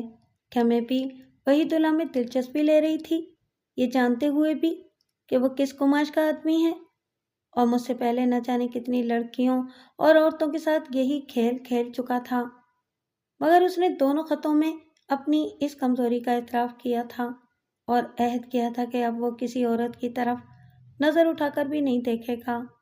इस बार भी उसने इल्तिजा की थी कि मैं इसकी मोहब्बत का जवाब मोहब्बत से दूं, मगर मैं ऐसा कैसे कर सकती थी? मैं अपने बाप और भाइयों को अच्छी तरह जानती थी। اگر انہیں بھنک بھی پڑ جاتی تو وہ میرے ٹکڑے کر دیتے، میرا جنازہ اٹھا لیتے، مگر وحید اللہ کو میری ڈولی اٹھانے نہ دیتے۔ دوسری طرف وحید اللہ کا انداز بتا رہا تھا کہ وہ پاس آنے والا نہیں ہے۔ میرے باپ بھائی خود سور سہی، مگر وہ شریف لوگ تھے۔ وحید اللہ نہ صرف خود بدماش تھا بلکہ اس کی دوستی یاری بھی ایسے ہی لوگوں سے تھی۔ اگر بات بگڑ جاتی اور معاملہ مرنے مارنے تک پہنچ جاتا تو نقصان میرے باپ بھائیوں کا ہی ہوتا۔ یہ سوچ کر میں کانپ گئی تھی۔ ان کی سخت گیری کے باوجود میں ان سے محبت کرتی تھی، اور انہیں کوئی تکلیف ہو یہ میرے لیے ناقابل برداشت تھا۔ جیسے جیسے میں اس پر سوچ رہی تھی مجھے لگ رہا تھا کہ معاملہ ایک بند گلی میں پھنس گیا تھا اور اس سے نکلنے کا کوئی راستہ نہیں تھا۔ تب میں نے وحید اللہ کو خط لکھنے اور اس سے اس بات کو بھول جانے کی التجا کرنے کا فیصلہ کیا، مگر میں خط کیسے لکھوں؟ دن میں تو یہ ممکن نہیں تھا۔ میں نے آج تک کسی کو خط لکھا بھی نہیں تھا کہ اسی بہانے لکھ لیتی۔ اب مجھے رات کا انتظار کرنا تھا، جب سب سو جاتے تو میں چپکے سے خط لکھ سکتی تھی۔ گرمیاں آ گئی تھیں اور اماں ابا صحن میں چارپائیوں پر سوتے تھے، لیکن میں کمرے میں ہی سوتی تھی، البتہ دروازہ کھلا ہوتا تھا۔ رات میں بستر پر کروٹیں بدلتی رہتی، اور جب سب سو گئے تو میں نے چپکے سے کاغذ قلم لیا اور باتھ روم میں آئی۔ کمرے میں روشنی نہیں کر سکتی تھی۔ میں نے یہاں عجلت میں چند لائنیں گھسیٹیں۔ یہ ممکن نہیں ہے، میرے ماں باپ بھائی نہیں مانیں گے، جھگڑا ہوگا اور ان کا کوئی نقصان مجھے گوارا نہیں ہے، اس لیے مجھے بھول جاؤ، دنیا میں لڑکیوں کی کمی نہیں ہے۔ میں نے جان بوجھ کر تحریر بگاڑ کر لکھی اور اپنا یا وحید اللہ کا نام بھی نہیں لکھا تھا۔ میں نے کاغذ بھی وہ استعمال کیا جو چنے مرمرے والے سے ان چیزوں کے ساتھ لیا تھا۔ کاغذ کو حفاظت سے رکھ کر میں سو گئی۔ صبح اٹھ کر سب سے پہلے اسے دیکھا۔ ابا اور بھائی حسب معمول سورج نکلتے ہی کام پر چلے گئے تھے۔ ناشتے کے بعد اماں اپنے کاموں میں لگ گئی اور میں کمرے میں آ کر 10 بجنے کا انتظار کرنے لگی، مگر میں سوچ رہی تھی کہ کس بہانے دروازے پر جاؤں۔ بلا وجہ جاتی تو اماں پوچھنے آ جاتی۔ میرے ذہن میں ایک ترکیب آئی۔ میں نے چند چھوٹے پتھر لیے اور جیسے ہی 10 بجے اپنے کمرے کی کھڑکی سے ہاتھ نکال کر ایک پتھر دروازے پر مارا۔ زور سے آواز ہوئی تو اماں نے کہا، یہ کون پتھر مار رہا ہے؟ چند لمحے بعد میں نے دوسرا مارا تو حسب توقع اماں نے مجھے پکارا، شبانہ، شبانہ دیکھ، کوئی حرامی پتھر مار رہا ہے۔ میں باہر نکلی اور دروازہ کھول کر دیکھا، ظاہر ہے کہ کوئی نہیں تھا۔ پھر میں نے گلی میں جھانکا تو مجھے ایک سمت سے وحید اللہ آتا دکھائی دیا اور میں نے نمایاں کر کے کاغذ گلی میں پھینک دیا۔ دروازہ بند کر کے اندر پڑے پتھر بھی اٹھا کر باہر پھینک دیے۔ اماں باورچی خانے سے نکل آئی تھی۔ کون ہے؟ کوئی نہیں اماں، کوئی بچہ ہوگا جو پتھر مار کر کسی گھر میں گھس گیا ہوگا۔ ایسے واقعات ہوتے رہتے ہیں، بچے شرارت میں اور دوسروں کو تنگ کرنے کے لیے ایسے کام کرتے ہیں۔ میں اندر جانے کے بجائے صحن میں رہی۔ اماں نظر رکھنے کا کہہ کر اندر چلی گئی۔ اس کے جاتے ہی میں نے دروازہ کھول کر دیکھا اور کاغذ غائب پا کر سکون کا سانس لیا تھا۔ وحید اللہ اسے اٹھا لے گیا تھا۔ اگر اس کے دل پر میری بات اثر کرتی تو وہ شاید پیچھا چھوڑ دیتا اور میرا سکون غارت ہونے سے بچ جاتا، مگر ساتھ ہی میرے اندر سے کوئی کہہ رہا تھا کہ وہ اتنی آسانی سے پیچھا چھوڑنے والوں میں سے نہیں تھا۔ جلد میرا اندازہ درست نکلا جب اگلے دن 10 بجے دروازے پر سچ مچ کسی نے پتھر مارا، اور اس سے پہلے کہ اماں کمرے میں جاتی میں نکلی اور بڑبڑاتی ہوئی دروازے تک آئی۔ بظاہر میں اس کو سنا رہی تھی جو روزانہ اس وقت پتھر مارتا ہے، مگر اصل میں اماں کو دروازے تک آنے سے روکنا چاہتی تھی، کیونکہ مجھے یقین تھا کہ اس بار پتھر وحید نے مارا ہوگا۔ دروازہ کھولنے پر میرا قیاس درست ثابت ہوا۔ بالکل سامنے کاغذ کا گولا پڑا ہوا تھا۔ میں نے تیزی سے جھک کر اسے اٹھایا تو مجھے وحید اللہ گلی کے سرے پر جاتا دکھائی دیا۔ میں واپس آئی تو اماں بچی خانے میں نکل آئی۔ اس نے مشکوک لہجے میں پوچھا، کون تھا؟ پتہ نہیں، اماں کون ہے جو اس وقت پتھر مارنے آ جاتا ہے؟ تو نے دروازے کے آگے سے کیا اٹھایا تھا؟ پتھر پڑا تھا، اسے دور کیا تھا۔ میں نے صفائی سے جھوٹ بولا کیونکہ کاغذ میں پہلے ہی گریبان میں ڈال چکی تھی۔ اس بار اماں نے بھی اس نادیدہ فرد کو گالیاں دیں جو تنگ کرتا رہا ہے۔ میں اندر جا کر کاغذ دیکھنا چاہتی تھی مگر اماں کے خوف سے وہیں سین میں بیٹھی رہی۔ آج اماں کا انداز شک والا تھا۔ میں جانتی تھی کہ یہ بات زیادہ دن چھپنے والی نہیں تھی۔ اگر وحید اسی طرح گلی کے چکر لگاتا رہا تو محلے والے بھی جان جائیں گے۔ اس سے پہلے اس مسئلے کا کوئی حل نکالنا تھا۔ دوپہر کے بعد مجھے موقع ملا اور میں نے باتھ روم میں جا کر کاغذ پڑھا۔ میں ششدر رہ گئی جب وحید اللہ نے میری ہی بات کو استعمال کیا۔ اس نے لکھا تھا کہ اگر میں اس کے ساتھ شادی پر آمادہ نہ ہوئی تو وہ رشتے کی بات خود میرے باپ اور بھائیوں سے کرے گا۔ اس کے بعد چاہے جو بھی نتیجہ نکلے، یعنی وہ پہلے ہی اس حد تک سوچ کر بیٹھا ہوا تھا۔ آخر میں اس نے دھمکی دی تھی، شبانہ، اس ہونے والے خون خرابے کو روکنا تیرے ہاتھ میں ہے۔ اگر تو چاہے تو سب خاموشی سے ہو سکتا ہے۔ رات کی تاریکی تھی، سردی کا آغاز تھا، اس لیے لوگوں نے کمروں میں سونا شروع کر دیا تھا۔ گاؤں کی گلیاں سنسان تھیں، جہاں گرمی میں جگہ جگہ لوگ چارپائیاں بچھا کر سو رہے ہوتے تھے، مگر آج صرف کتے تھے، اور گاؤں کے کتے مجھے اور وحید اللہ کو اچھی طرح جانتے تھے، اس لیے کسی نے بھونک کر یا پیچھے لگ کر دوسروں کو متوجہ نہیں کیا۔ بالآخر میں ہمت کر کے وحید اللہ کے ساتھ نکل آئی تھی۔ اس کے ساتھ تیز قدموں سے گلیوں سے گزرتے ہوئے میں سوچ رہی تھی کہ میرے یوں رات کی تاریکی میں گھر سے نکلنے کے پیچھے کیا وجہ ہو سکتی تھی؟ مجبوری، باپ اور بھائیوں کی زندگی کا خوف یا وحید کی محبت؟ وہ پاگل ہو گیا تھا، مسلسل میرے پیچھے پڑا رہا اور بالآخر اس نے مجھے بھاگ چلنے پر آمادہ کر لیا تھا۔ ہمارے درمیان رابطہ بہت ہوشیاری اور احتیاط سے رہا تھا، اسی وجہ سے کسی کو کانوں کان خبر نہ ہوئی۔ سارا رابطہ خطوط میں رہا تھا اور ہمارے آمنے سامنے یہ دوسری ملاقات تھی جس میں گھر سے نکل کر میں اس کے ساتھ جا رہی تھی۔ 10 منٹ بعد ہم گاؤں کے باہر پکی سڑک پر تھے اور وہاں ایک درخت تلے یوں کھڑے ہو گئے کہ تاریکی کا ایک حصہ بن گئے تھے۔ ہم بالکل خاموش تھے اور گھر سے نکلنے کے بعد میری اس سے ایک بار بھی بات نہیں ہوئی تھی۔ چند منٹ گزرے ہوں گے کہ ایک نئی جیسی بڑی کار وہاں آ کر رکی۔ وحید نے آگے بڑھ کر اس کا پچھلا دروازہ کھولا اور میرا بیگ اندر رکھ کر اس نے مجھے بھی اندر بیٹھنے کا اشارہ کیا۔ جب میں بیٹھ گئی تو اس نے دروازہ بند کیا اور خود ڈرائیور کے ساتھ بیٹھ گیا۔ ڈرائیور اس کا دوست تھا جو فرار میں ہماری مدد کر رہا تھا۔ اس کے بیٹھتے ہی گاڑی فراٹے بھرنے لگی۔ سڑک صاف، ہموار اور رات کی دوپہر خالی تھی۔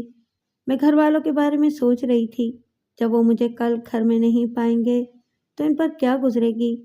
میں ایک خط لکھ کر آئی تھی کہ میں اپنی مرضی سے جا رہی ہوں اور جس کے ساتھ جا رہی ہوں اس سے شادی کروں گی، گناہ والا کوئی کام نہیں کروں گی۔ مگر اس خط سے کیا ہوگا؟ جو بدنامی ہونا ہوگی وہ تو ہوگی۔ کھلی کھڑکی سے ٹھنڈی ہوا کے جھونکے آ رہے تھے یا میں سوچوں سے تنگ آ کر سو جانا چاہتی تھی۔ کسی وقت میری آنکھ لگ گئی اور جب کھلی تو گاڑی موٹر وے پر ایک ریسٹورانٹ کے سامنے کھڑی تھی اور وحید کا دوست نہیں تھا۔ میں ہلی تو وحید نے مڑ کر دیکھا۔ جاگ گئی؟ ہاں، میں نے چادر درست کرتے ہوئے کہا۔ کچھ دیر میں صبح ہو جائے گی، کیا خیال ہے؟ اندر چل کر منہ ہاتھ دھو لو، پھر ناشتہ کر کے چلتے ہیں۔ ہم کہاں ہیں؟ پنڈی سے کچھ ہی دور ہیں، اس نے کہا۔ آسمان پر سفیدی نمودار ہو رہی تھی۔ میں اور وحید اتر کر ریسٹورانٹ میں آئے۔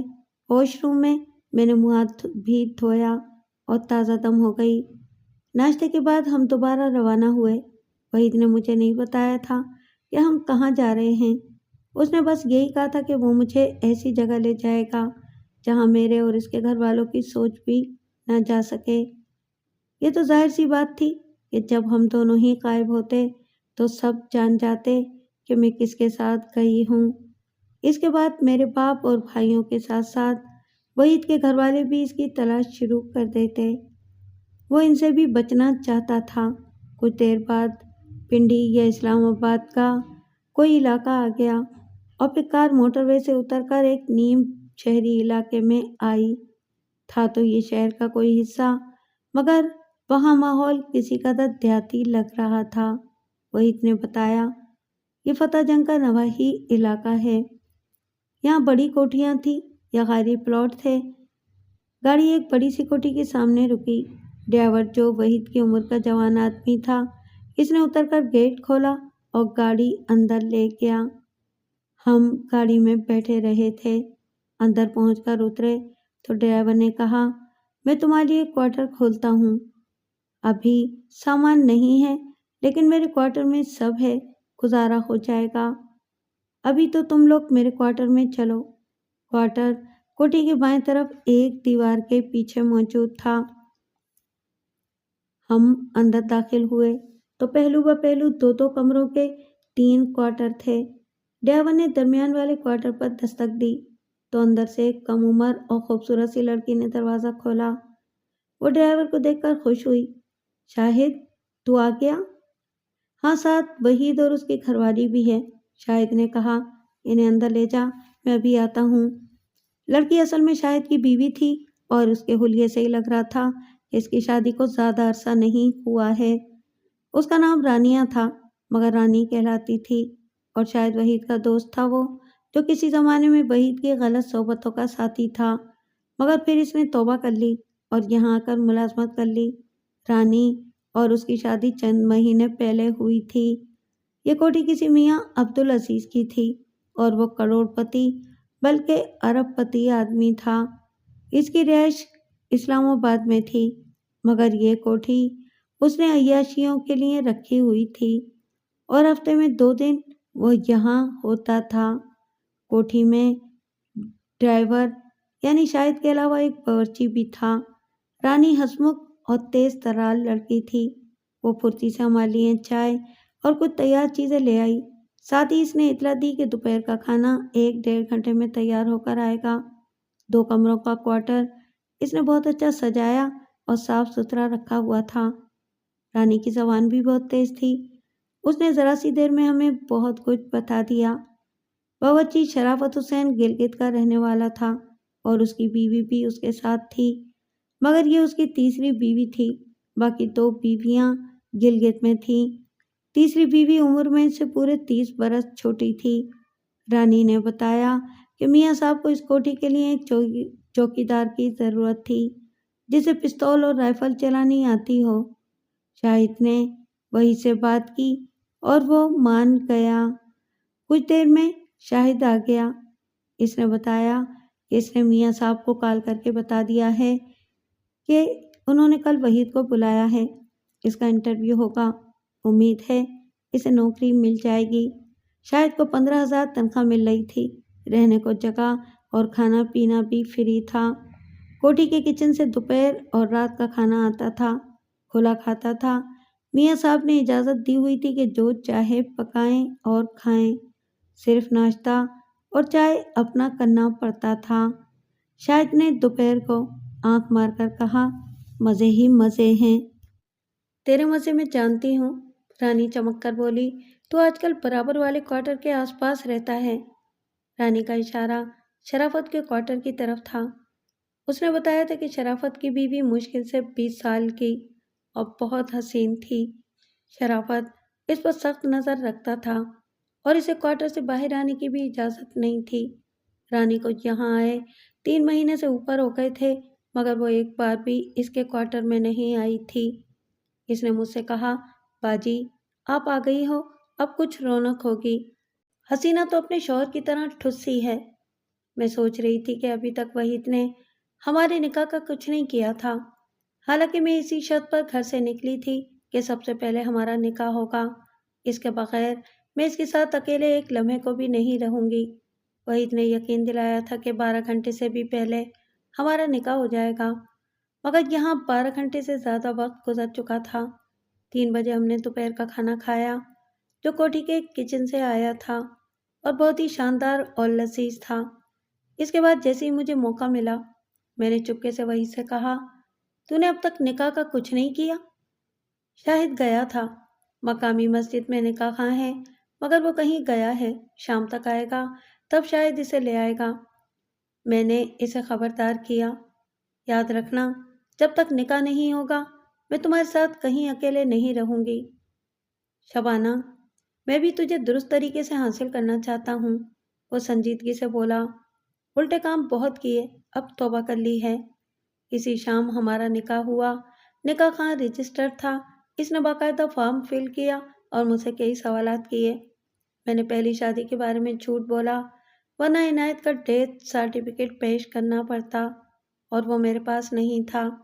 باقی میں اپنی ساری دستاویزات میں شناختی کارڈ کے لے کر آئی تھی۔ شاہد اور اس کا کوئی واقف کار گواہ بنے تھے۔ نکاح کی یہ تقریب شرافت حسین سے چھپائی گئی تھی، مقصد میاں صاحب کو بے خبر رکھنا تھا۔ چوکیدار کے لیے ان کی پہلی شرط یہی تھی کہ وہ شادی شدہ ہو اور بیوی بچوں کو لا کر ساتھ رکھے۔ شاہد نے وحید کے بارے میں بتایا تھا کہ وہ شادی شدہ ہے، مگر ابھی بچے نہیں ہیں۔ ہمارے پاس سوائے ذاتی سامان کے اور کچھ نہیں تھا، اور خالی کوارٹر میں سوائے گرد مٹی کے کچھ نہیں تھا۔ اس لیے ہماری پہلی رات شاہد کے کوارٹر میں یوں گزری کہ میں رانی کے ساتھ ایک کمرے میں سوئی اور وحید شاہد کے ساتھ دوسرے کمرے میں۔ یہاں سردی شدید تھی اور میں موٹے گرم کمبل میں بھی سردی محسوس کر رہی تھی۔ اگلے دن وحید صبح سویرے پہلے شاہد کے ساتھ میاں صاحب کے پاس گیا، اور انہوں نے انٹرویو اور اسلحے کے استعمال کا ٹیسٹ لے کر اسے ملازمت پر رکھ لیا۔ اس نے مجھے کال کر کے اطلاع دی اور کوارٹر صاف کرنے کو کہا۔ جب تک میں نے رانی کے ساتھ مل کر کوارٹر صاف کیا، وہ بازار سے گھر کا سامان لے کر آیا۔ اس کے پاس خاصی رقم تھی، میں بھی لاکھ سے اوپر رقم اور اپنا زیور لے کر آئی تھی، مگر وحید نے مجھ سے کچھ نہیں لیا اور سب اپنا خرچ کیا۔ وہ ایک پرانا ڈبل بیڈ اور گدا، 2 دروازوں والی الماری اور چھوٹی سی ڈریسنگ ٹیبل لایا۔ یہ پورا سیٹ تھا، جو استعمال شدہ ہونے کی وجہ سے سستا مل گیا، مگر پالش ہو کر اچھا لگ رہا تھا۔ تکیے، چادریں اور کچھ فوری ضرورت کا سامان لے آیا۔ اس کے ساتھ 2 نئے کمبل اور ایک گیس ہیٹر بھی لے آیا تھا کہ اس کے بغیر گزارا نہیں تھا، اور یوں ہم اپنے کوارٹر میں رہنے کے قابل ہوئے۔ اس رات وحید پہلی بار میرے قریب آیا، حالانکہ میں ایک دن پہلے ہی اس کی بیوی بن گئی تھی۔ سچ یہ ہے کہ اس کے والہانہ پن اور محبت نے مجھے حیران کر دیا تھا۔ عنایت بھی مجھ سے محبت کرتا تھا، مگر اس میں بھی کبھی ایسا والہانہ انداز میں نے محسوس نہیں کیا تھا۔ وحید کو عورتوں کو رجھانے کا فن بھی آتا تھا۔ یہ فن اس نے بہت سی عورتوں اور لڑکیوں سے تعلقات کے بعد سیکھا تھا۔ میرے پوچھنے پر اس نے خود ہی بتایا، جب میں گھر سے نکلی تو میرے اندر ایک یاسیت اور اداسی تھی، اور یہ اداسی شادی کی پہلے رات تک برقرار رہی تھی۔ اگلی صبح جب میں اٹھی تو میں نے خود کو بالکل مختلف محسوس کیا تھا، اور یہ وحید نے بھی محسوس کر لیا۔ وہ مجھے دیکھ کر مسکرایا اور بولا، آج تو بالکل بدلی ہوئی لگ رہی ہے۔ ہاں، مجھے بہت عرصے بعد لگ رہا ہے کہ میں بدل گئی ہوں۔ وحید خوش ہو گیا۔ تب کہیں باہر چلتے ہیں، گھومیں گے، اور جو سامان لینا ہے وہ بھی لے آئیں گے۔ میں مان گئی۔ یہ سارا دن ہم نے گھومنے میں گزارا۔ شام تک اتنا تھک گئے کہ مارکیٹ جانے کی ہمت نہیں رہی تھی۔ پھر 2-3 دن تک یہی ہوتا رہا۔ سیروں نے اور تفریح نے ہمیں تھکا مارا تھا، مگر ایک عجیب سی توانائی تھی جو ہمیں چین سے بیٹھنے نہیں دے رہی تھی۔ پھر میاں صاحب آ گئے اور اب وحید کو ڈیوٹی پر رہنا پڑتا تھا، تو ان دنوں مجھے موقع ملا اور میں نے آرام کیا، اور پھر گھر کی ضرورتیں اہمیت اختیار کرنے لگیں۔ اب میں رانی کے ساتھ خود جا کر سامان لانے لگی، کیونکہ وحید کو دن میں مستقل گیٹ پر رہنا پڑتا تھا۔ شاید نے اسے خبردار کیا تھا کہ میاں صاحب کبھی کبھی بتائے بغیر بھی آ جاتے ہیں، اسی طرح ان کے مہمان بھی آتے ہیں۔ ان کو ریسیو کرنے کے لیے وحید کا گیٹ پر ہونا لازمی تھا۔ اگر وہ غائب پایا گیا تو اس کی نوکری تو جائے گی ہی، ساتھ ہی شاہد کی شامت بھی آئے گی۔ اس لیے وحید پوری توجہ سے ڈیوٹی کر رہا تھا۔ اس کی ڈیوٹی صبح 8 بجے سے رات 8 بجے تک گیٹ پر ہوتی تھی۔ اس کے بعد وہ کوارٹر میں آ سکتا تھا، لیکن میاں صاحب کے ہوتے ہوئے اسے گیٹ سے ہٹنے کی اجازت نہیں تھی۔ اسے سونا بھی وہیں پڑتا۔ اسی لیے अब सामान लेने के लिए भी मुझे ही जाना पड़ता था। यहाँ मार्केट नज़दीक और अच्छी थी, ज़रूरत की हर चीज़ मिल जाती थी। मैं अच्छी तरह चादर में लिपट कर और चेहरा छुपाकर बाहर जाती थी। अगरचे मैं अपने गांव से बहुत दूर थी और हमारा कोई जानने वाला इस जगह नहीं रहता था, मगर क्या कहा जा सकता है कि इंसान को कब कौन कहाँ मिल जाए। इसलिए मैं अपने तौर पर पूरी एहतियात कर रही थी। थोड़ा थोड़ा करके मैं ज़रूरत का सारा ही सामान ले आई। करने को कुछ नहीं था तो वक्त गुजारी के लिए एक छोटा टीवी भी ले लिया। सुबह वहीद के जाते ही रानी आ जाती, इसे गपशप करती, दोपहर में खाने के बाद आराम करती या टीवी देखती और शाम को रानी के पास चली जाती। हम मिलकर बाहर जाते या कोठी के बड़े से लान में टहलते थे। शाम में वहीद आ जाता और फिर रात हमारी होती थी। क्वार्टर साफ सुथरी हालत में था, मतलब के रंग हुआ था और कहीं कोई टूट फूट या मरम्मत का काम नहीं था। पानी, बिजली और गैस समेत सारी सहूलतें थीं। नशिस्तगाह के लिए एक छोटा सोफा सेट और तख्त लिया था। फर्श पर सादा कालीन डाल लिया था। खिड़कियों और दरवाजों के लिए पर्दे ले आई थी। मौसम सर्द था, इसलिए अभी पंखों की ज़रूरत नहीं थी।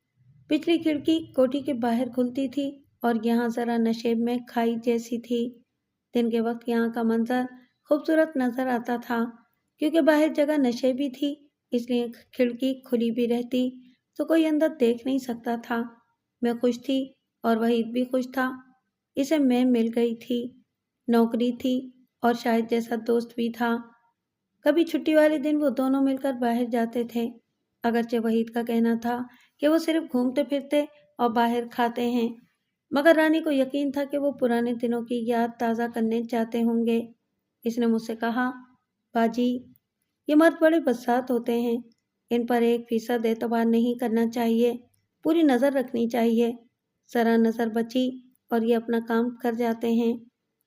अगरचे मैं किसी हद तक इससे मुत्तफिक थी, मगर बहुत ज़्यादा भी नहीं। हसीना से मिलना कम होता था क्योंकि वो बाहर निकलती ही नहीं थी।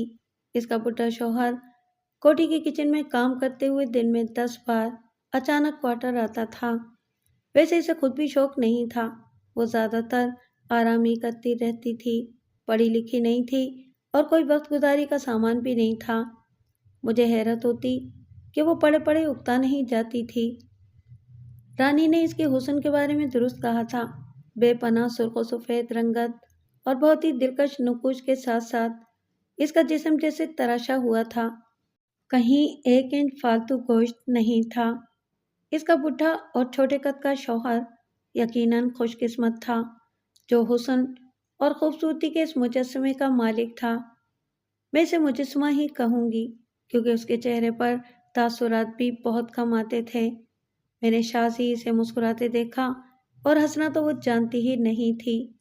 वो क्वार्टर से उस वक्त निकलती थी जब मियाँ साहब या इनके मेहमान आए होते और शराफत को एक मददगार की ज़रूरत होती थी।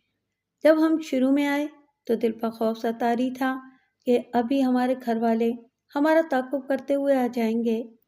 जाहिर है वो सिर्फ पीछे नहीं आएंगे, बल्कि हमें पकड़ेंगे और शायद यहीं कत्ल भी कर दें। वही जाहिर नहीं करता था, मगर अंदर से वो भी डरा हुआ था। रात को सोते में चौंक जाता और नींद खराब होती तो बहुत देर तक टहलता रहता। मैं पूछती तो टाल जाता, मगर मैं इसकी कैफियत समझती थी, क्योंकि खुद मेरी भी यही कैफियत होती थी। मगर जैसे जैसे वक्त गुजरा तो हमारा एतमाद बहाल होता गया। वहीद पहले गेट के बाहर नहीं जाता था और कोई आता तो सामने आए बगैर पूछता था, मगर अब वो दिन में कुर्सी डालकर बाहर बैठने लगा था। मैं बाहर जाते हुए शुरू में चेहरा छुपाती थी, मगर अब सिर्फ चादर सर पर लेती थी और चेहरा खुला होता था। शादी के बाद हम बाहर ज़रूर घूमे थे, मगर इसमें भी परेशान रहते थे। अब घूमने जाते तो आज़ादी का एहसास होता था और मज़ा आता। शादी के दूसरे ही महीने मैंने वहीद से कहा, तुझे बच्चे कैसे लगते हैं? अच्छे लगते हैं, इसने बेपरवाही से जवाब दिया। बच्चे बुरे कैसे लगते हैं? मेरी मुराद अपने बच्चों से है। मैंने कहा, तुझे अपने बच्चों की ख्वाहिश नहीं है? अभी नहीं, इसने खिलाफ तवक्को इनकार कर दिया। देख, ابھی ہم ذرا سکون سے بیٹھے ہیں، مگر آنے والے وقت کا کچھ پتہ نہیں ہے۔ ہو سکتا ہے کہ ہمارے گھر والے تلاش کرتے ہوئے یہاں تک آ جائیں، ہمیں یہاں سے بھی بھاگنا پڑے۔ ایسے میں بچوں کا چکر نہیں پال سکتے۔ یہ خطرہ تو ہمیشہ رہے گا، میں نے تلخی سے کہا۔ یہ ہمارا عارضی ٹھکانہ ہے، یہاں رہیں گے، کچھ پیسے جمع کر لیں تو پھر کراچی جائیں گے۔ وہ بڑا شہر ہے اور بہت دور بھی ہے، وہاں ہم آسانی سے گم ہو سکتے ہیں۔ اس کے بعد ہم بچوں کا بھی سوچیں گے۔ وحید کی دلیل میں وزن تھا، اس لیے میں چپ ہو گئی، مگر میرا دل کہہ رہا تھا کہ اصل میں اسے بچوں سے دلچسپی نہیں ہے۔ اس کا اندازہ مجھے اس سے بھی ہوا کہ وہ کبھی بچوں کے سلسلے میں بات نہیں کرتا تھا۔ اس دن وحید کا موڈ خراب ہو گیا تھا اور وہ یہاں آنے کے بعد پہلی بار مجھ سے منہ پھیر کر سو گیا تھا۔ اس کے چند دن بعد رانی نے شرماتے ہوئے مجھے بتایا کہ وہ ماں بننے والی ہے۔ وہ اور شاہد دونوں بہت خوش تھے۔ ان کی خوشی دیکھ کر میں دل محسوس کر رہ گئی۔ پہلی باری میں بھی مجھے یہ خوشی نہیں ملی اور اب وحید بچوں سے انکار کر رہا تھا۔ پتہ نہیں میرے مقدر میں کیا تھا۔ رانی اور یہاں موجود سب یہی سمجھتے تھے کہ میری پہلی شادی ہے۔ شاہد کو بھی وحید نے اصل بات نہیں بتائی تھی، اور کیونکہ وہ دوسرے گاؤں کا رہنے والا تھا اس لیے ہمارے گاؤں کے واقعہ سے بے خبر تھا۔ ویسے بھی شاہد کو وہاں سے اب کوئی دلچسپی نہیں تھی۔ رانی نے کئی بار مجھے ماضی کے حوالے سے کریدا، مگر میں اسے ٹال جاتی اور بہت کم بتایا تھا۔ میری کوشش ہوتی تھی کہ جھوٹ نہ بولنا پڑے اور جو بات چھپانی ہو اسے سرے سے بتایا ہی نہ جائے، کیونکہ جھوٹ کبھی نہ کبھی کھل جاتا ہے۔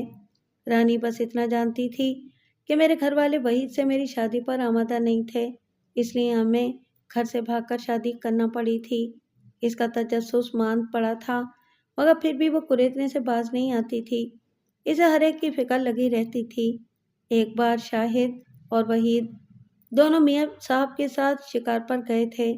وہ 2 دن کے لیے گئے تھے اور 2 دن رانی میرے ساتھ سوئی تھی۔ اسے اب اکیلے کوارٹر میں خوف آتا تھا، ورنہ پہلے وہ اکیلی ہی رہتی تھی اور اسے ڈر نہیں لگتا تھا۔ پتہ نہیں باجی، جب سے بچہ آیا ہے مجھے ڈر لگنے لگا ہے۔ ایسی حالت میں عورت کی کیفیت بدل جاتی ہے، میں نے اسے تسلی دی۔ رات کو سوتی کم تھی اور باتیں زیادہ کرتی تھی، اور اس نے پہلی بار مجھے حسینہ کے بارے میں بتایا کہ اس کا کسی سے چکر تھا۔ میں اچھل پڑی۔ ایسا کیسے ہو سکتا ہے؟ اس کا شوہر دیکھا ہے، اس کے ٹکڑے کر دے گا۔ وہ تو ہے، پر باجی ذرا سوچ کہ یہ عورت اتنی مطمئن اور خوش کیسے رہتی ہے۔ یہ بڈھا اسے کیا دیتا ہے؟ نہ کپڑا لتا اور نہ کوئی آسائش، سارا دن کوارٹر میں اکیلی رہتی ہے، دل بہلانے کو کچھ بھی نہیں ہے۔ ایسے تو کسی جانور کو رکھو تو وہ بیمار ہو جاتا ہے، پر اس کا رنگ روپ دیکھا ہے، دن بہ دن روپ ہی چڑھتا جا رہا ہے۔ وہ اس کی عادی ہے۔ اس بار رانی بتاتے ہوئے جھجکی تھی۔ کبھی کبھی رات کو اس کے کوارٹر سے آوازیں آتی ہیں۔ کیسی آوازیں؟ رانی شرمائی۔ باجی، وہ کسی مرد کی آواز تھی۔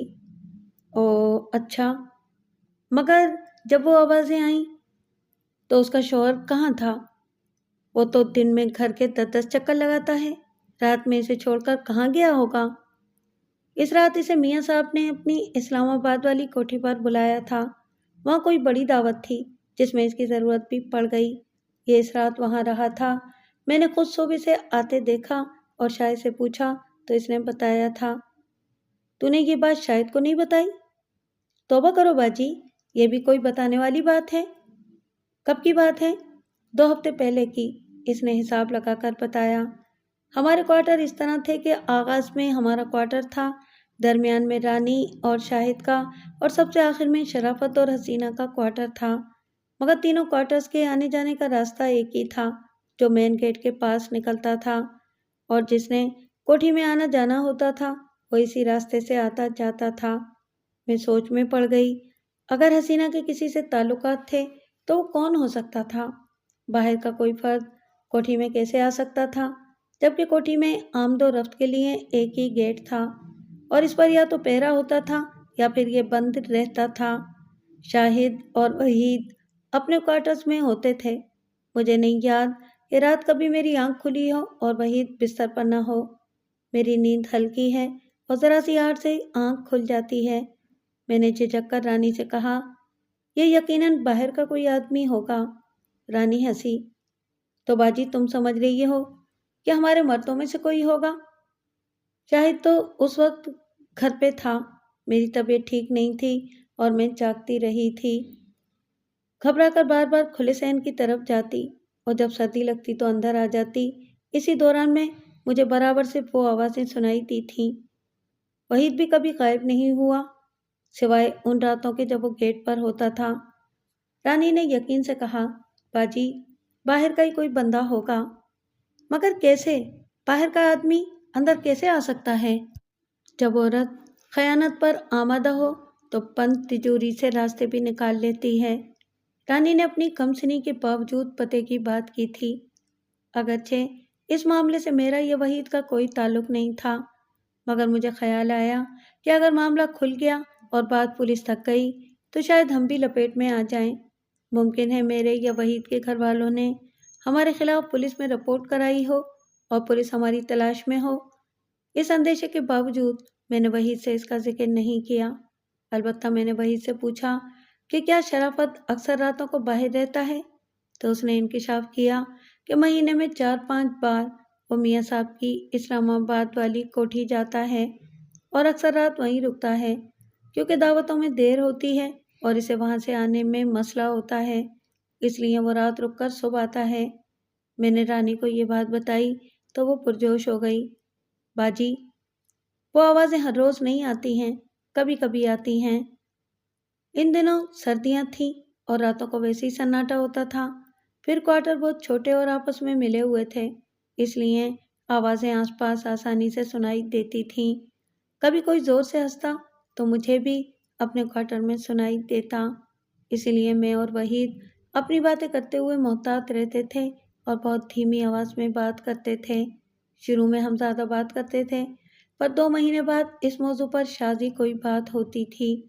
وحید کا کہنا تھا کہ یہاں 1 سال رکیں گے اور پھر کراچی جائیں گے، جب تک وہ وہاں موجود اپنے کچھ دوستوں سے بات کر کے لائن بنانے کی کوشش کرے گا تاکہ وہ وہاں جائے تو اسے کام مل جائے۔ میں نے اسے کہا کہ وہ کسی بزنس کا سوچے۔ میرے پاس تقریباً 3-3.5 لاکھ روپے مالیت کا زیور تھا، جو رقم ہم نے یہاں آنے کے بعد خرچ کی تھی، اس سے زیادہ وحید کو تنخواہ کی صورت میں مل گئے تھے، اس لیے ہمارے پاس 2 لاکھ سے اوپر رقم تھی۔ عنایت نے مجھے شادی کے بعد پہلی بار موبائل دیا تھا۔ یہ سادہ موبائل تھا جو کال کرنے اور سننے کے کام آتا تھا۔ پھر اپنے قتل سے 2 مہینے پہلے اس نے مجھے دوسرا مگر اچھا والا موبائل دلایا تھا۔ یہ بھی بٹن والا تھا، مگر اس میں کیمرہ اور دوسری چیزیں تھیں۔ میں اب تک یہی موبائل استعمال کر رہی تھی۔ البتہ وحید کے پاس بڑا اچھا والا موبائل تھا، یہ آئی فون تھا، پرانا تھا مگر چلنے اور کام میں بہت اچھا تھا۔ وحید اسے بڑا سنبھال کر رکھتا تھا۔ میرے موبائل میں میموری کارڈ تھا جس میں گانے وغیرہ تھے، میں فارغ اوقات میں وہ سنتی تھی۔ ایک دن میں نے گانے سننا چاہے تو وہ چلے نہیں اور اسکرین پر نو میموری کارڈ لکھا ہوا آ رہا تھا، حالانکہ میموری کارڈ لگا ہوا تھا۔ میں نے اسے نکال کر پھر لگایا اور جب اس نے کام نہیں کیا تو میں نے نکال کر وحید کو دیا کہ اسے چیک کرا لائے، اگر خراب ہو گیا ہے تو دوسرا لا دے۔ دوسرا لانے کی کیا ضرورت ہے، اس نے کہا اور مجھے ایک پرانا میموری کارڈ دیا۔ یہ میرے پاس رکھا ہے، لگا کر دیکھ لو، اگر ٹھیک نہیں ہوا تو میں نیا لا دوں گا۔ میں نے لے کر لگایا تو یہ ٹھیک کام کر رہا تھا، مگر اس میں گانے وغیرہ نہیں تھے۔ وحید نے کہا، میں شام کو باہر جاؤں گا تو دینا، میں اس میں گانے ڈلوا کر لے آؤں گا۔ وحید گیٹ پر چلا گیا اور اس کے جانے کے بعد میں وقت گزاری کے لیے میموری کارڈ میں موجود چیزیں دیکھنے لگی۔ میں نے تصویروں والا فولڈر کھولا تو اس میں وحید نے خاصی تصویریں ڈالی ہوئی تھیں۔ میں تصویریں دیکھنے لگی اور پھر ایک تصویر میرے سامنے آئی تو میں چونک گئی۔ وحید کا کہنا تھا کہ اس نے پہلی بار مجھے اس وقت دیکھا جب میں بیوہ ہو کر گھر آ گئی تھی۔ اس نے موقع نہیں بتایا تھا کہ کب دیکھا تھا، مگر یہ تصویر تو کچھ اور ہی بتا رہی تھی۔ یہ اس دن کی تصویر تھی جب میں عنایت کے ساتھ میلہ دیکھنے گئی تھی اور وہاں عنایت کا کسی سے جھگڑا ہوا تھا۔ مجھے اچھی طرح یاد تھا کہ وہ 12 بجنے میں کچھ وقت پہلے کا وقت تھا اور یہ تصویر اسی دن 11:45 بجے لی گئی تھی۔ جیسے جیسے میں اس بارے میں سوچ رہی تھی میرا دل ڈوب سا رہا تھا۔ وحید نے مجھ سے جھوٹ کیوں بولا؟ کیا اس روز اس کا عنایت سے جھگڑا ہوا تھا؟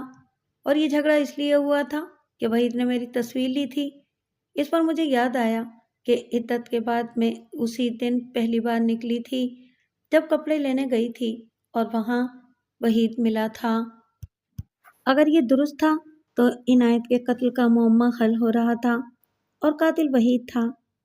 یہ سوچ کر میرا سر چکرانے لگا کہ میرا موجودہ شوہر جس کے لیے میں گھر سے بھاگی تھی، اپنے باپ بھائیوں کی عزت کو پیروں تلے روندا تھا، وہ میرا پہلے شوہر کا قاتل تھا۔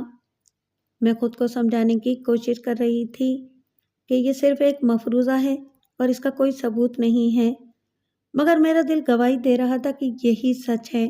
شام کو جب وحید میموری کارڈ لینے آیا تو میں نے خود کو سنبھال لیا تھا اور اسے میموری کارڈ دیتے ہوئے سرسری سے انداز میں کہا، اس میں تمہاری تصویریں بھی ہیں، میں نے پوری نہیں دیکھی ہیں، جب تک گانے ڈلوا کر لاؤ گے تو پھر ساری دیکھوں گی۔ وحید چونکا اور پھر اس کا رنگ پھیکا پڑ گیا، جیسے اسے کچھ یاد آیا ہو۔ اس نے جلدی سے میموری کارڈ لیا اور چلا گیا۔ وہ خاصی دیر بعد آیا اور میموری کارڈ میرے حوالے کیا۔ میں نے اسے اپنے موبائل میں لگایا اور جب تصویروں والا فولڈر چیک کیا تو میری توقع کے عین مطابق اس میں سے وہ تصویر غائب تھی۔ وحید نے اڑا دی تھی۔ اس کے علاوہ باقی ساری تصویریں موجود تھیں۔ میرا یقین پختہ ہونے لگا۔ اس کے ساتھ ہی میرا دل جیسے اندر سے گھٹنے لگا تھا۔ اس دن رات کا کھانا جلدی آ گیا۔ میں نے وجہ پوچھی تو وحید نے کہا، آج شرافت اسلام آباد جا رہا ہے۔ شرافت دونوں ٹائم الگ الگ کھانا بناتا تھا، لیکن جس دن اسے جانا ہوتا تھا اس دن وہ شام کا کھانا بنا لیتا، اور کیونکہ وہ کچن بند کر کے جاتا تھا اس لیے کھانا پہلے ہی دے جاتا۔ اس دن سردی بہت تھی اور وہی سر شام ہی آ گیا۔ وہی چائے بہت اچھی بناتا تھا اور کبھی موڈ ہوتا تو بناتا تھا۔ اس رات بھی چائے اس نے بنائی اور پھر ہم سونے کے لیے لیٹ گئے۔ اگلے روز میں ذرا دیر سے اٹھی۔ وحید گیٹ پر چلا گیا تھا۔ اس نے ناشتہ نہیں کیا تھا۔ میں نے اسے ناشتہ بنا کر دیا اور رانی کے پاس آئی تو وہ خود میرے پاس آنے والی تھی اور بہت بےتاب تھی۔ مجھے دیکھتے ہی وہ لپک کر میرے پاس آئی اور سرگوشی میں بولی، باجی کل بھی یہاں کوئی آیا تھا؟ میں گہری سانس لے کر رہ گئی۔ تم نے سنا تھا؟ ہاں، میں نے ان کی سرگوشیاں سنی۔ باجی یہ معاملہ تو بڑھتا جا رہا ہے۔ بڑھ تو رہا ہے لیکن مجھے امید ہے کہ جلد ہی ختم ہو جائے گا، میں نے پرخیال انداز میں کہا۔ حیرت ہے، ہمارے مردوں کو اب تک پتہ نہیں چلا، حالانکہ مردوں کو ایسی باتوں کا جلد علم ہو جاتا ہے۔ ان کو بھی پتہ چل جائے گا، میں نے کہا۔ کچھ دیر اس کے پاس بیٹھ کر میں واپس آ گئی۔ جب میں اپنے کوارٹر میں داخل ہو رہی تھی تو میں نے شرافت کو آتے دیکھا۔ وہ 5.25 فٹ قد کا دبلا اور چھوٹا سا آدمی تھا۔ چینیوں جیسے نقوش اور چہرے پر بے شمار جھریاں تھیں۔ دیکھا جائے تو اس نے حسینہ جیسی جوان اور خوبصورت لڑکی سے شادی کر کے اس پر ظلم کیا تھا، مگر یہ ان کا رواج تھا۔ وہاں اکثر ایسی ہی بے جوڑ شادیاں ہوتی ہیں۔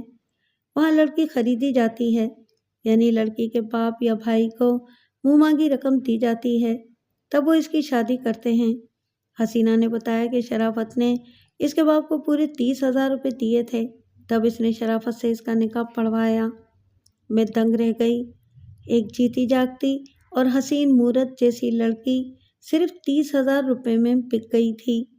فائدہ اس کے باپ نے اٹھایا تھا اور اب شرافت اٹھا رہا تھا، مگر اسے علم نہیں تھا کہ حسینہ کیسے اس کی عزت کو داغ لگا رہی ہے۔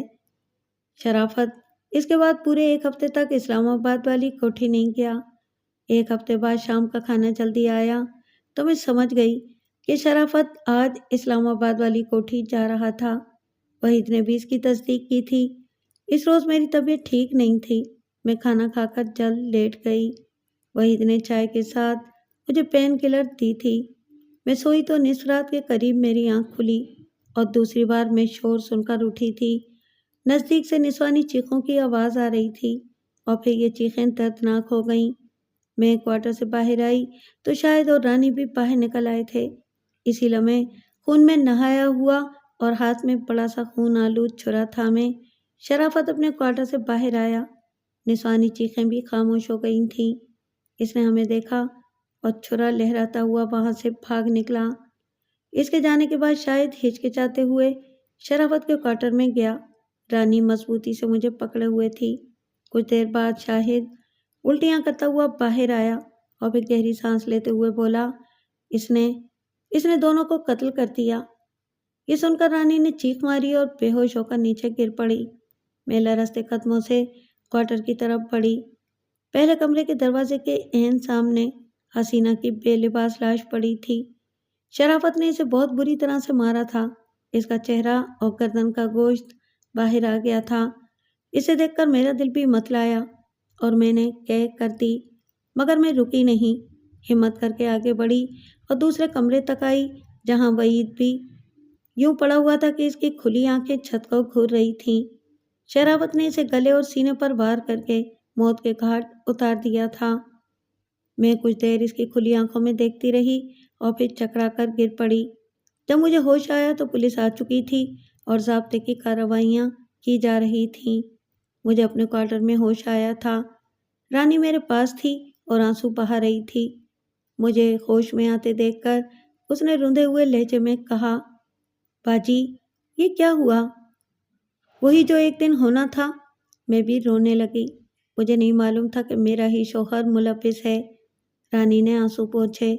شرافت پکڑا گیا ہے، وہ بھاگا نہیں تھا، باہر جا کر بیٹھ گیا تھا۔ مجھے اس وقت وحید یا شرافت کا نہیں بلکہ اپنا خیال تھا کہ میرا کیا ہوگا۔ پچھلی بار جب شرافت اسلام آباد گیا اور وحید نے میرے لیے جو چائے بنائی وہ میں نے نہیں پی کیونکہ میں اسے اس میں کچھ ملاتے دیکھ چکی تھی۔ اس کے سامنے سونے کی اداکاری کی اور جب وہ چلا گیا تو میں اس کے پیچھے آئی اور اسے شرافت کے کوارٹر میں جاتے دیکھا تھا۔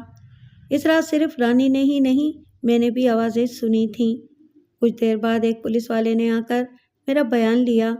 میں نے اسے یہی بتایا کہ وحید ملازمت کے سلسلے میں یہاں تھا اور ہماری کچھ عرصے پہلے شادی ہوئی تھی۔ پولیس والے نے میرا نام پوچھا اور پس منظر کے بارے میں سوال نہیں کیا، البتہ اس نے واردات کے بارے میں بہت سے سوالات کیے تھے اور میں نے اکثر کا جواب نفی میں دیا کہ میں نہیں جانتی یا مجھے نہیں پتہ تھا۔ بیان لے کر مجھ سے اس پر سائن کروائے گئے اور پولیس والے لاشوں اور شرافت کے ساتھ چلے گئے۔ ان کے لیے یہ پکا پکایا کیس تھا۔ میاں صاحب بھی آ گئے تھے اور انہوں نے پولیس سے کہہ دیا تھا کہ اس کی تشہیر نہ کی جائے ورنہ ان کا نام آئے گا اور ان کی بدنامی ہوگی۔ قاتل پکڑا گیا تھا، کیس خاموشی سے نمٹا دیا جائے، پریس ریلیز میں ان کا نام نہ ہو۔ یہی وجہ تھی کہ اخبارات یا میڈیا میں اس کے بارے میں بنا کسی حوالے کے خبر آئی، صرف مقتولین کا نام بتایا گیا تھا۔ میں ایک بار پھر بیوہ ہو گئی۔ میرا دوسرا شوہر بھی قتل کر دیا گیا۔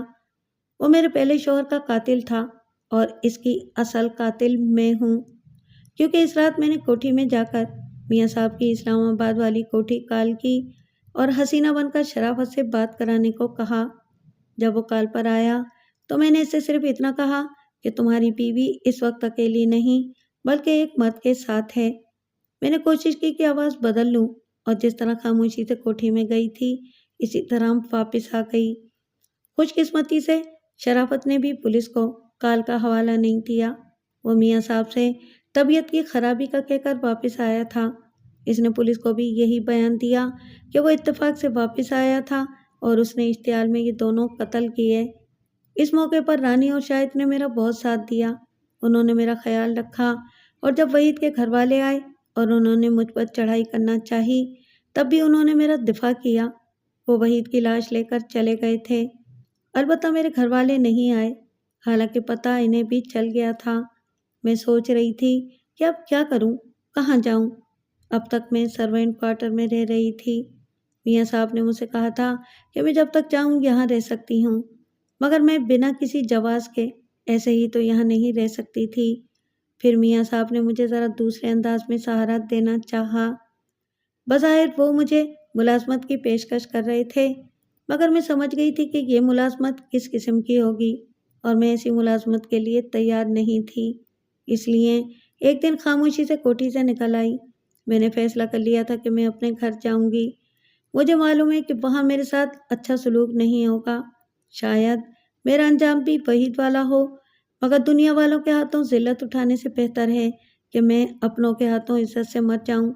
اماں نے ابا سے ٹھیک کہا تھا، میں مرد میں شراکت برداشت کرنے والی عورت نہیں ہوں۔ میں نے وحید کو عنایت کا قتل معاف کر دیا تھا، مگر جب میں نے اسے حسینہ کے کوارٹر میں جاتے دیکھا تو میری برداشت جواب دے گئی۔